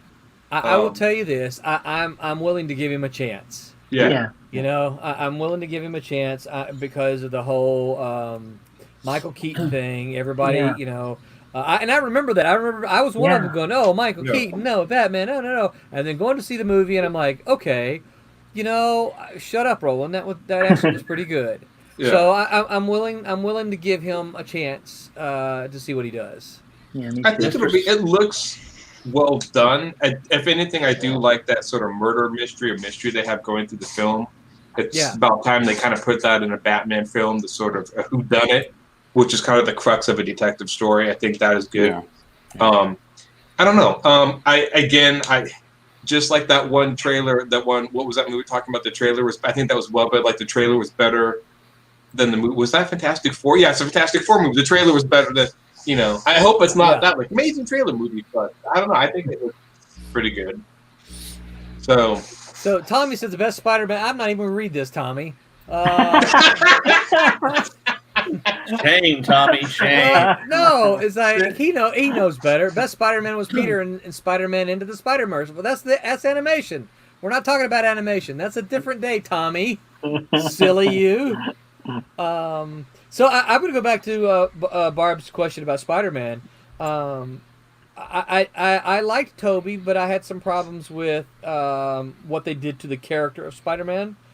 I agree with Aaron in that I think it was Aaron that I think second guy. Andrew Garfield. Andrew Garfield was too cool. Like Peter Parker's not a cool character, and Andrew Garfield he was cool. Well, but Tobey Maguire wasn't cool. Yeah, Tobey Maguire's a nerd. And Tom Holland looks like. But Tobey Maguire was too old. That's why I think Tom Holland really fits the geek mold. But I think Andrew Garfield was a really good Spider-Man. I love the quips. Yes, when he was that's Spider-Man. what I like. I actually laughed. Yes, he was going around smart mouthing. That's what I see Spider-Man. Now, I have to interject. Like, I think, and this is kind of off topic, but one of my favorite adaptations, it's not film, but is if you guys seen the Spider-Man game for PlayStation, that is a great Peter Parker. It's phenomenal. The guys did really good. But different night, I know. So let's go to Tom Holland then. So one of the things I like about Tom Holland, I think Tom Holland captures the character, but I absolutely cannot stand the whole Iron Man and metal spider stuff. I just do not like that at all. I think if they could get rid of that and make him Spider-Man, I think I would really, I think that movie would go up into my top 5 easily. Well, I think Tom Holland has the physicality. I mean, he is so incredibly athletic. I don't know. He took ballet when he was younger. But, I mean, he can actually do those flips. I think for one of the his auditions, they were just teasing him and say, "Oh yeah, just do a flip." And he goes, "Okay." When he flips, and it's like they're all there with their mouth hanging open, going, "He actually did it." But yeah, he's very, very physical, and he fits that whole wiry, spidery, build. Yeah, I think to perfection. But I hate that they got rid of Gwen. Because she does die in the comics, though, right? I don't want to break it down. So she had to die.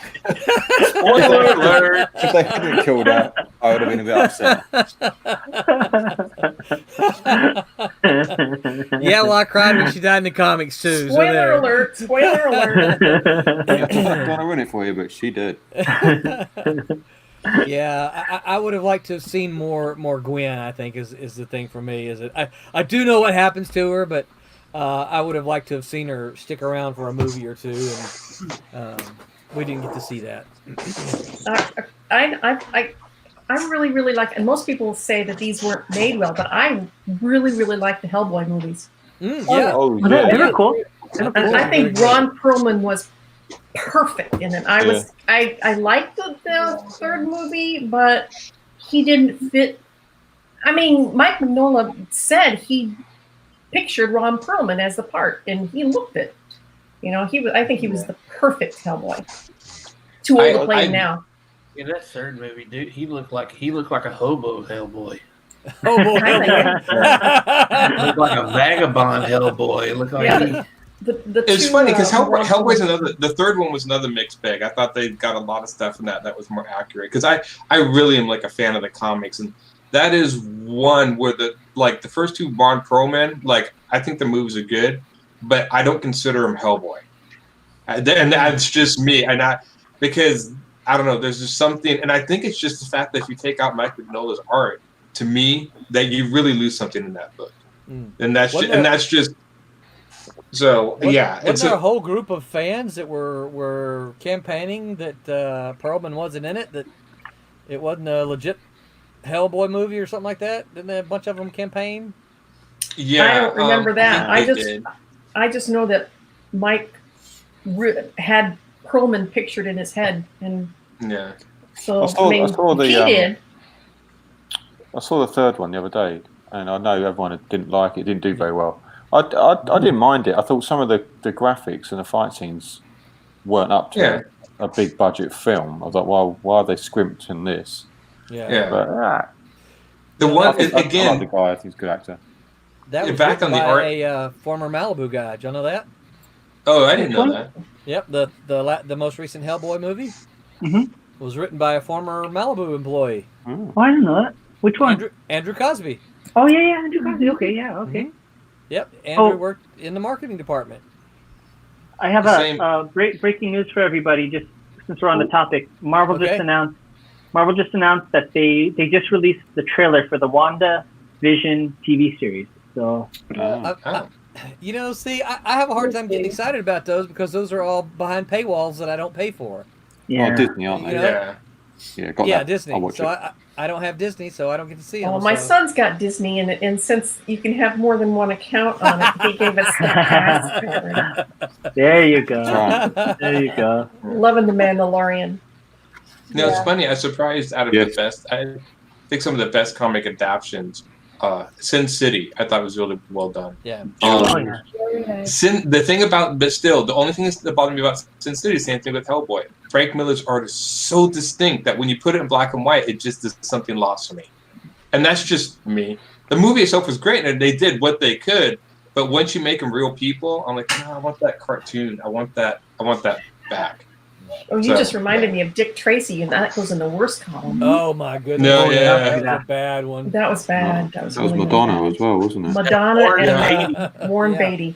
Yeah, that I was like terrible. Warren Beatty. But, That was really bad. So, Would- what about Umbrella Academy? Anybody seen that? Yes, Oh, I love I it. really like that. Yeah, Yeah, I do really I think like that's that. I think that's a really good adaptation. It's got a Lock banging and Key soundtrack. was too. Lock and Key, that's a really good one. Yep. Oh, Oh, yeah, I yeah. haven't I- seen that yet. I actually disagree with the Lock and Key. That's I haven't seen it. Why? I thought it was nice. I liked Lock and Key, and I did not like that they took a lot of the horror elements out of it. That really irritated me. It's like, let's make it a fantasy show. I'm like, okay, done. I watched like at 2.5 episodes, and I was done. I was like, done. Couldn't do it. Wow. Yeah. I'm starting to think Aaron's going to be one of those guys when he gets older that's going to be yelling at all the kids for looking at his lawn. I don't know. There's just certain things that I like, and I'm just like, it's like if Stephen King is like, we're going to make The Stand, but make The Stand family friendly. I'm like, don't do, and they did that with Lock and Key. I'm like, stop, don't. Okay. It's just like Dark Tower. They ruined Dark Tower because they tried to squeeze everything Oh, into one yeah. movie. Yeah. What do you folks think about like for instance, I like Watchmen, the movie because I thought it was pretty I good. really Of like course. Watchmen, actually. Yeah. Yeah. But what do you guys think about it being there's that, and then there's things that are very much adaptation. Like the Watchmen movie is so close, other than Squid Yeah. Game, you know. Like, And I like it because of that. too So what do you close? guys think? I think it's too close. Too close? Maybe. See, too yeah, close. that's some It's, like, people, yeah. So close, it's not even read like it doesn't read like. What's the point? Yeah. It's So like, basically, why they bother- lifted it right out of the comics, is what you're saying? Pretty much. Oh yeah, it's Pretty for close, verbatim. Pretty close. And I actually did. I preferred the ending to the movie than the book because even it took me a minute to figure out the ending to the book. And the first thing I thought is when he's like, "This is going to stop, war with the aliens," and I'm like, "Yeah, but after a year or two, when the aliens don't show up, everything's going to go back to normal." So in the movie, they said, "Well, like this is overpowering God, Dr. Manhattan, watching you at all times." I'm like, "Well, that seems more like a permanent solution." That felt better, and it was still tied into all the characters in the story. I agree. I totally agree. I didn't watch it because I had heard that it was exactly like the comic, and I liked the comic, and so I'm like, yeah, well, if it's just like the comic, then I'm not even going to bother. So why pay $12 a piece to get in to see the exact same thing you've already read? I'll just reread my graphic novel. You can't then complain about films that aren't faithful to the comic and then say, well, it's too faithful to the comic. I'm not going to go and watch it. I mean, this topic, expanded. It's a fine it line. is a different medium, so it does make sense. You can't you have a character that has 1,000 different books. You can't condense it and make any sense into a movie. It has to change. Yeah. That's a tricky argument, Roberta. I mean, I understand what you're saying because I've seen that too. Like, why watch it? Sin City was that way too. I mean, it was from It's a fine line. books. And And it also, was remember, kind of not like, everyone in the world. Sorry, not everyone in the world has Right. read Watchmen. yeah, Like, this is for the comic fans. No one else go and see it, please. Yes, you're right. Yeah. Well, What and I about- think sorry. No, go ahead, Um, Curtis. No, I think I can't remember which author it was, but somebody I forget which movie, but somebody said, "Well, how do you feel about Hollywood ruining your movies?" And he said something to the, "How do you feel about Hollywood ruining your books?" And he said, "My books are fine; they're on the shelf right there. They're their own thing." Yeah. You know? Oh, that's a great answer. Right, Yeah. and Yeah. so there's that fine line, right? You know, it's like it's got to be its own thing. But I think our issue, or at least my issue, is when they take away the heart and soul of it, right? Yes. Like I'll be Right. honest, the Wolverine movie, I didn't mind the Wolverine one where he goes to Japan, but it had nothing to do with the original book because the actual Yeah. themes were completely remiss in that whole film. It was the setting was there was plot points, but the meaning of Wolverine and Logan dealing with the animal versus the human side, they completely took that out of the film. You know? Yeah. So, there was Which is a the heart and soul of Wolverine. right. yeah. Which they never Yeah. really addressed. And I'll give you that, John. That's the one thing. The only time they even remotely kind of addressed that a little was in the Logan movie, a little bit when And he it was, first goes and crazy. it was like haphazardly done. It wasn't Yeah. even done well. I mean, You that know, goes and I was- back to. Go ahead. I was going to say, and I was trying to explain to somebody the other day, I was like, Wolverine is not supposed to look Cyclops in the eye. He's supposed to Yeah. look Right. up at Cyclops, and he's supposed to have all this short man attitude on. Yep. Yeah. Oozing out Napoleon. of him. That's why I You think didn't Scott get any of that. Conn would be a perfect Wolverine. Yes, that's the Oh, reason why yeah. I did that whole Yeah, sketch. that was a good post. Good post. I know. I saw that. I loved it. Yeah. Yeah, I think that was I thought Hugh Jackman got the character right. I just think he's too tall. I've had friends He like, didn't why does get that the bother character you? right And I'm because like, Hugh Jackman didn't pull off the ruggedness that was Wolverine, like all the way around. He's like, yeah, Wolverine is one of those characters. I think more people know Wolverine through the Hugh Jackman character in the comics, and I always like the fact that he was. The people are like, why does it matter if he's short? I'm like, because that was half the point. Everybody underestimated him. Everybody thought he was just a pushover, and he wasn't. That was so. Yeah, that kind of that irritated me a little bit. You know. And I'll tell you, so as much as I like the Spider-Man movies, and I do like them, I do enjoy them, my biggest problem with the Tobey Maguire version of them was that his web was biological. Yeah, I didn't like that either. Oh, yeah, that didn't yeah, make any yeah. sense. Yeah. Now, to me, that's where you get. Of course, somebody said, "Well, what's the big deal?" Because it's he still has spider webs. I said, "No, you don't understand. Part of the character of Peter Parker that he was that he was a young, brilliant junior scientist. He created his web shooters and he created his webs that were strong enough that he could wrap up Dr. Octopus. Yeah. If it's come out of his skin, that removes part of what's integral to the character of Spider-Man. So, yeah, it's a problem. And it also made no sense that well, I guess you go into biological mutations. It just didn't make any sense that it came out of his hand. I'm like, really, out of all the other parts of the body, it came out of his right on his wrist, right where it needed to. But I mean, you could.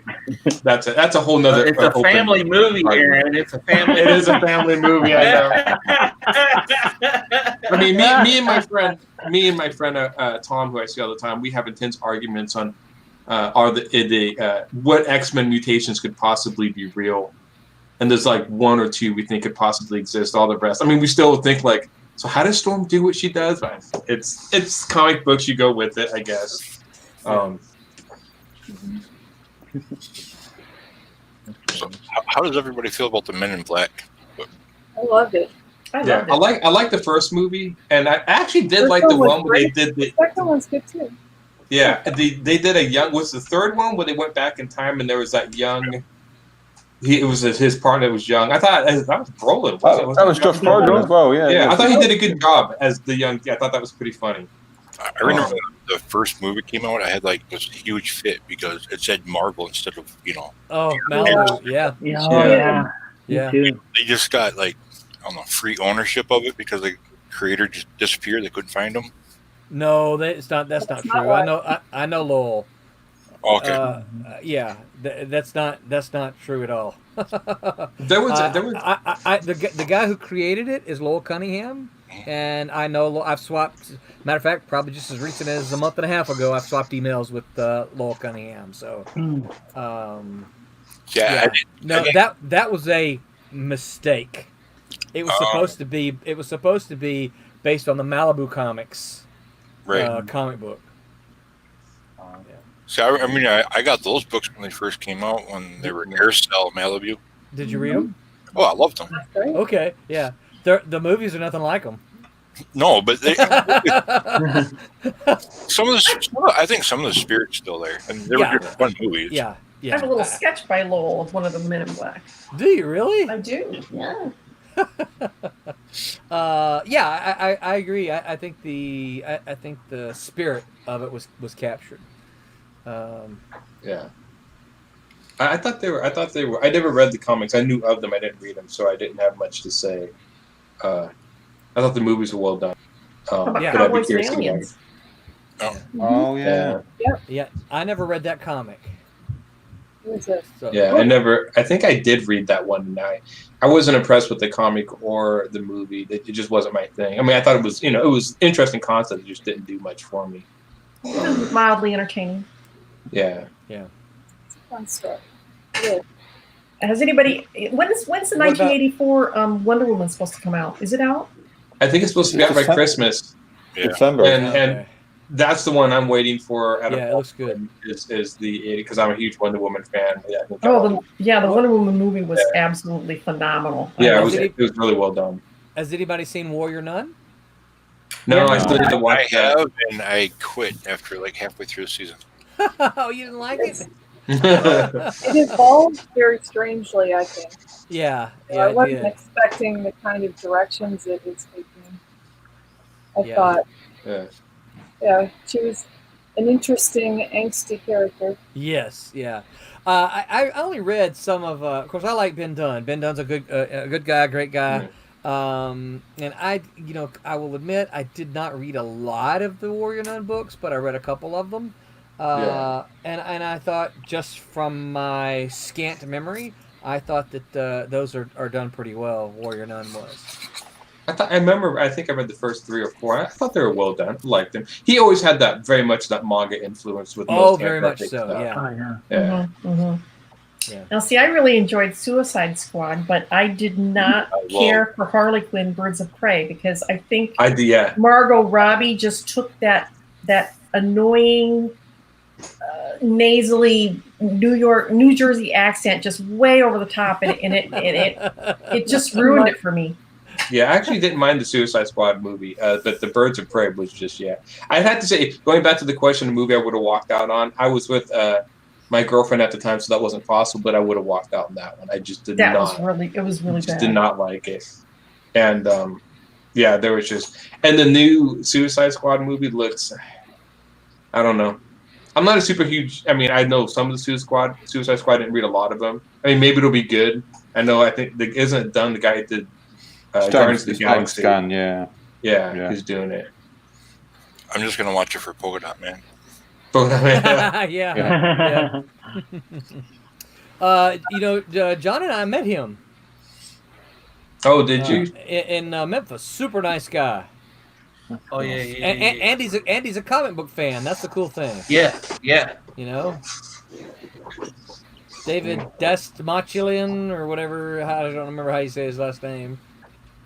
But yeah, super nice guy. Well, any other favorite movies? Favorite comic to? What about I Killed Giants? Anybody seen I Killed Giants or read it? I thought that was well done. Yeah, I read that and I saw the movie. Thought both were well done. Yeah, that was good. Ghost World was another one I thought was pretty good. Ghost World's great. Ghost World I thought was a well done movie. Oh, there was also The Road to Perdition. I thought was pretty good. I can't remember if I read the comic. I think I did read the comic, but I remember the movie being really well done too.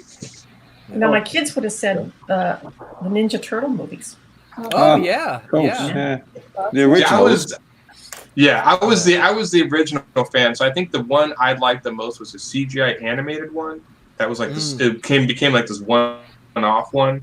that was probably my favorite because it got more of the grittiness of the Ninja Turtles. And actually, what I didn't watch all of it, but what I saw of I think the second to last animated series, I thought was really well done. I watched some of that. I thought that was. Well, we're talking live action. Yeah. Live action, the first one. That's the only one. The original first one was the only one I liked. The second one was Vanilla Ice. What's that, Wubba? Oh, The second one was Vanilla Ice. Oh yeah. Yeah. Unpopular opinion, since we brought up some of the Netflix shows and TV stuff. I couldn't get into Walking Dead at all whatsoever. I've never seen it. I'm with you on that one. It is slower than Christmas on a snail's pace. Yeah, I agree with you. I even remember reading the comics. Because I get a lot of my stuff to the library and read them just to check them out. And I buy a lot, but I remember getting into the library and about book 2 or 3, I'm just like, are there zombies in this? Because I remember they show zombies in the cover, but they rarely show up. It's just people walking around being angsty and bitchy, and then people would die at random. And so I still think that series I thought was done for what he was trying to do, but it needed a focus. It just had no focus. It just kind of meandered to the point where you just kind of okay, whatever. It's really slow character development that just seems to drag on forever. Yeah. I'm still amazed the TV series is going. I thought that would have died a while ago, but they're still kicking. I never picked it up. Yeah. It's going and has a spin-off. I couldn't get through the first 5 episodes, and the only reason why I went that far is because I promised somebody that I would give it that many. give it 5 episodes. Yeah. Cassisi says Secret of the Ooze. Yes. Oh yeah, that was a decent. Cool. Yeah. Yeah. I know that one. No, I vetoed that. I'm sorry. Only the first one was the one I liked. I like the first one. That had Tokar and Razor in it. Yeah, I don't know. We've really been enjoying Stumptown on TV. That was a comic from Oni Press. I hear that's quite good. Yeah. Mm-hmm. Unfortunately, I found out that they canceled that, which I was kind of bummed. Yeah, I heard that. Hopefully that's not true and that's just a rumor, but I heard that. I was Kobe Smulders was doing awesome on that. She was great. For TV shows, I think Doom Patrol, Lucifer, amazing. Oh, I'm watching Lucifer again now. I'm watching last season on Netflix. But yeah, Tom is magnificent in that role. He loves it. Yeah, I've heard it was good, but I can't see it. Paywall. Doom Patrol was really good as well. So I've never been a really massive fan of the Doom Patrol comics. It's been really because they're really quirky. Yeah, like really quirky. But the shows, I know there's Cyborg in there, but they're on season 3, aren't they? Yeah. Doom Patrol 2. Yeah. Season 2. Oh, okay. Teenage I'm Mutant actually Turtles surprised sequel is Secret of the Ooze. Gotcha. I'm actually surprised nobody's mentioned this movie. And it's a decent movie. It does capture some of the essence of the character. Constantine. Yeah. I like Constantine. That was a good adaptation. Yes, it is. No, I wasn't. I didn't read a lot of Hellblazer, so yeah. Yeah. No, I like one that I forgot to mention on the not so great list that I didn't like was Ghost in the Shell. You guys saw that, and I'm sad about Ghost in the Shell. Yeah, and it was so bad that the casting. I mean, it's like I like Scarlett Johansson, but they had her playing a Japanese character, and then they even tried to write it out of the script. And the shadiest thing they did is they went to Japan and they interviewed people on the street and said, "What do you think of it?" And they said, "I think it's great." And apparently they didn't mind it, but they didn't like how much they sort of glossed over the actual story of. And not just that. Appropriation. Well, and being somebody of Japanese ancestry, I thought it was really low blow because you go to Japan where they have an entire film industry dedicated to representing themselves, and you ask them, of course, they don't have a big deal with it. But as an Asian American, right? They didn't ask any Asian Americans what their thoughts were, you know. And if you're part of the that ethnicity, you know that there's a difference between the motherland and those of us living here, So I thought that was pretty lame, But. Yeah, I thought that I actually was one that actually liked the movie. That I didn't like how they wrote it out, but I thought some of the ideas of like splitting their personalities I thought were interesting. I'd rather see the major as a Japanese, but I was just completely amazed that I would get anything from Shiro done as a movie at all. So there was a sort of innate affinity. I'm like, oh, well, I mean, I'm much more of an Appleseed fan than Ghost in the Shell. But I thought for what they did with the movie, taking that part out of it, I thought actually I did some cool stuff with it. But it is something that isn't over. But then I remember watching, Japan did like Attack on Titan live action. And like everybody in the movie was Japanese, which is great. But it's supposed to be set in a Germanic medieval village. Yeah. So I'm like, so wait, what? So I mean, it's like, okay. I'm like, when I saw that, I'm like, okay, it's both ends. Yeah. I'm like, they're doing it on both sides, so I'm not going to worry about it. All right, so the clock is ticking. So real quick, let's kind of run through the list. What comic would you most like to see an adaptation of? Ooh. That hasn't been done? It could be any comic. I guess it could be a Marvel DC comic too. Any comic that hasn't been done, would you like to see? And I don't want you to say, oh, a good Fantastic Four. No. Let's one that hasn't been done. Would you like to see done? Strangers in Paradise. Strangers in Paradise. That's a good one. Yeah. Martial Law. Okay, that's a good one. Saga. Saga's a I'd good like one. to see him try to do Saga, yeah. Aren't they? Does the Saga have a deal? All right. Probably. I don't know. I They're meant was to be doing thinking. Why the Last Man, aren't they? Maybe that's the one. I'm Yeah, thinking. they Why the were. Last I Man think they meant to be still a are, TV yeah. series? Yeah. That'd be really Yeah. cool. I look forward to that. I heard rumors that Roland Emmerich, the guy who did the Pirates of the Caribbean wanted to do Alien Legion. And I'm a huge Alien Legion fan, so I would love to see that. Yeah. I'm not crossing my fingers, but I would love to see it. I'd love to see Bone done. That would Animated be more Bone. animation. Bone. Yeah. Yeah. And Elf But Quest in that- I animation mean- too. Yeah. Elf Quest too. I was going to say that. I mean, those two, especially Bone, is screaming. I'm like, I mean, look at this. I mean, just pull the trigger on this. I would love to see it animated. Yeah. Because CC said so- Sandman. Yeah, Sandman. Yes. Aren't they Neil making a Gaiman. TV series out of that? They are. Netflix. They do have a plan for that. Yeah. Yeah, that's what I thought they were doing. Yeah. John. Crap, I just lost it. Bubba. Another one. Everybody I'd stop like talking. John's thinking. Slain. What is that, Bubba? Slain. Slain. I don't know that. Oh. Yeah. Slain or the ABC Warriors. Either one of those two. Oh, that would be Divinity. cool. Barb, I think good if job. they did it Yeah. right, I if they was did it- waiting because Yeah. I was going to say cat and mouse. There you go. Cat and Mouse would be awesome. I would think like so. to see Rogue Trooper if they did it back there with like the ABC Warriors. If they did Rogue Trooper as like a Band of Brothers, a gritty war TV series, I think that would be awesome. Yeah. So I think Cat and Mouse would work as a TV series. I think so, too. Short, that's what I'm thinking. Cat and Mouse would be like perfect as one of those gritty TV series. yeah, like one of those like a 12 episode. You know. Yeah. Just, Have you, why haven't you tried optioning these already? well, There's a script. so part of the problem with that is, I mean, that's a really good question, Pete. It's probably a lot longer than we have to sit now. We'll squeeze it in and let's start 5 minutes. Right. Part of the problem, there's layers of problems with it. Number one, I want to go to a premiere on it. I do too. It would be fun. So the first is obviously access to a studio. There's got to be someone who is interested in it to begin with.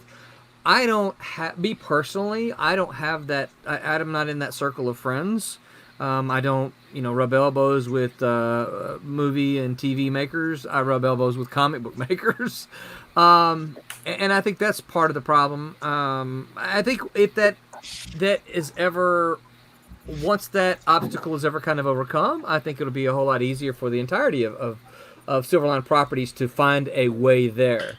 So if you know someone, please let me know. Go ahead. Isn't the original creators of Malibu like Hollywood now? So you're talking about the founders? Yeah. Yeah. we can we can talk about that. I might have somebody. Yeah, I think that's mainly what we need. Is we need some avenues like that. So, yeah, I think that that's just something to put on everybody's to-do list. Is to start looking for those. I know one of the options I do want to explore is actually Mickey Clausen has avenues to animation. Mm-hmm. So yeah, so that's something that I intend to explore as we get a few more books out because I think that could. You know rule 1 of making television and films, don't you? I don't know. You tell me. Use other people's money. yeah. Don't use your own money. You'll quickly go bust. No problem there. Here's what I would actually like to see happen. I would like to see a young studio that is hungry and looking for properties. Say we are looking for properties, and we're going to take these and we're gonna market them to Netflix and Amazon and Hulu. I'm not looking personally for a huge Hollywood studio to be approaching us because I just don't, I'm not anticipating that to happen. But I think it'd be advantageous to us to find some young studio that is looking for properties that they can do and have them, some kind of first look sort of agreement with us or something like that. I think that would be handy. A few more issues of these stories under our belts before we can even start thinking about that. We need some more product, and we're getting there though. That's the good thing is that guys, you guys know. You just look at all the stuff that you're doing, and look at all the stuff that's being done. So we're getting there, and I'm really excited about all the things that we're doing because I think this time next year we're literally going to probably have double the product that we have now, that's exciting to me, Mm-hmm. And also I mentioned this on my my chat with Steve the other day with the Drinking with OCD, who by the way is probably going to be in touch with all of you to come chat with him on a show, and I encourage you to do it. It's always a lot of fun. One of my personal goals, and a lot of this just depends on product, right? One of my personal goals is to have us look to get into the distribution channels next summer. If we can start, and I don't have a target month, but I'm thinking, like May, June, July, August, something like that. But what we need is a couple of series that are finished or like right there, almost finished. And once that happens, if we can just get 2 to that point, that's suddenly 10 months worth of product, right? And you say 10 months, Roland, how's that? Well, first month is issue 1, second month issue 2, third month issue 3, fourth month issue 4. Next month is the trade or the new number 1, number 2, number 3. So, my goal is once we go to distribution, is there should never be a month without a Silverline product. Yeah. Because and you can't blame them. So this is not a Barb at retailers, but if you're not in the catalog, they're going to forget about you. Yes. So even if we just have one book a month in the catalog, I want us to make sure that we've always got one book in the catalog. And we're close. So I have no worries that we're not going to do it. But like I said, my target, and a lot of it just depends on, what we can finish. But my target is next summer. So. May is a good. What's that, Wubba? May is a good month. May. I agree. Well, I'll tell you. I'll be honest with you. I really, really, really wanted. May of 90. I'm sorry, May of 20. I thought we would be further along in Cat and Mouse than what we in the first volume than what we actually are, because May of 1990 was when the first volume, issue 1, was released with by Aircell. So, and May of 2021 would be 31 years to the day. So May is still a possibility. Okay. That's sidetracked. Don't forget, All right. Let's do this here. Don't forget, everybody. Kickstarter. It's right there on your screen. Go check it out. Back it if you can. Share it if you will. Lots of cool stuff. Lots of original art. Like I said, some of it. I just got this sweet. This is not available yet, right? I got to put this up. But this is this sweet Alex Sarabia and Barb Kaalberg cover. Alex and Barb, of course, are the Divinity art team, and it was colored by Sid Van Blue, the colorist of Trumps. But this original inked piece is going to be available by Barb as soon as I can get it up there.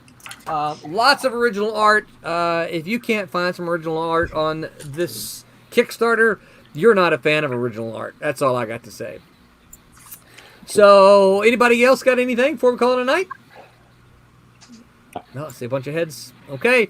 Check out the Kickstarter. Oh, tomorrow we're going to go.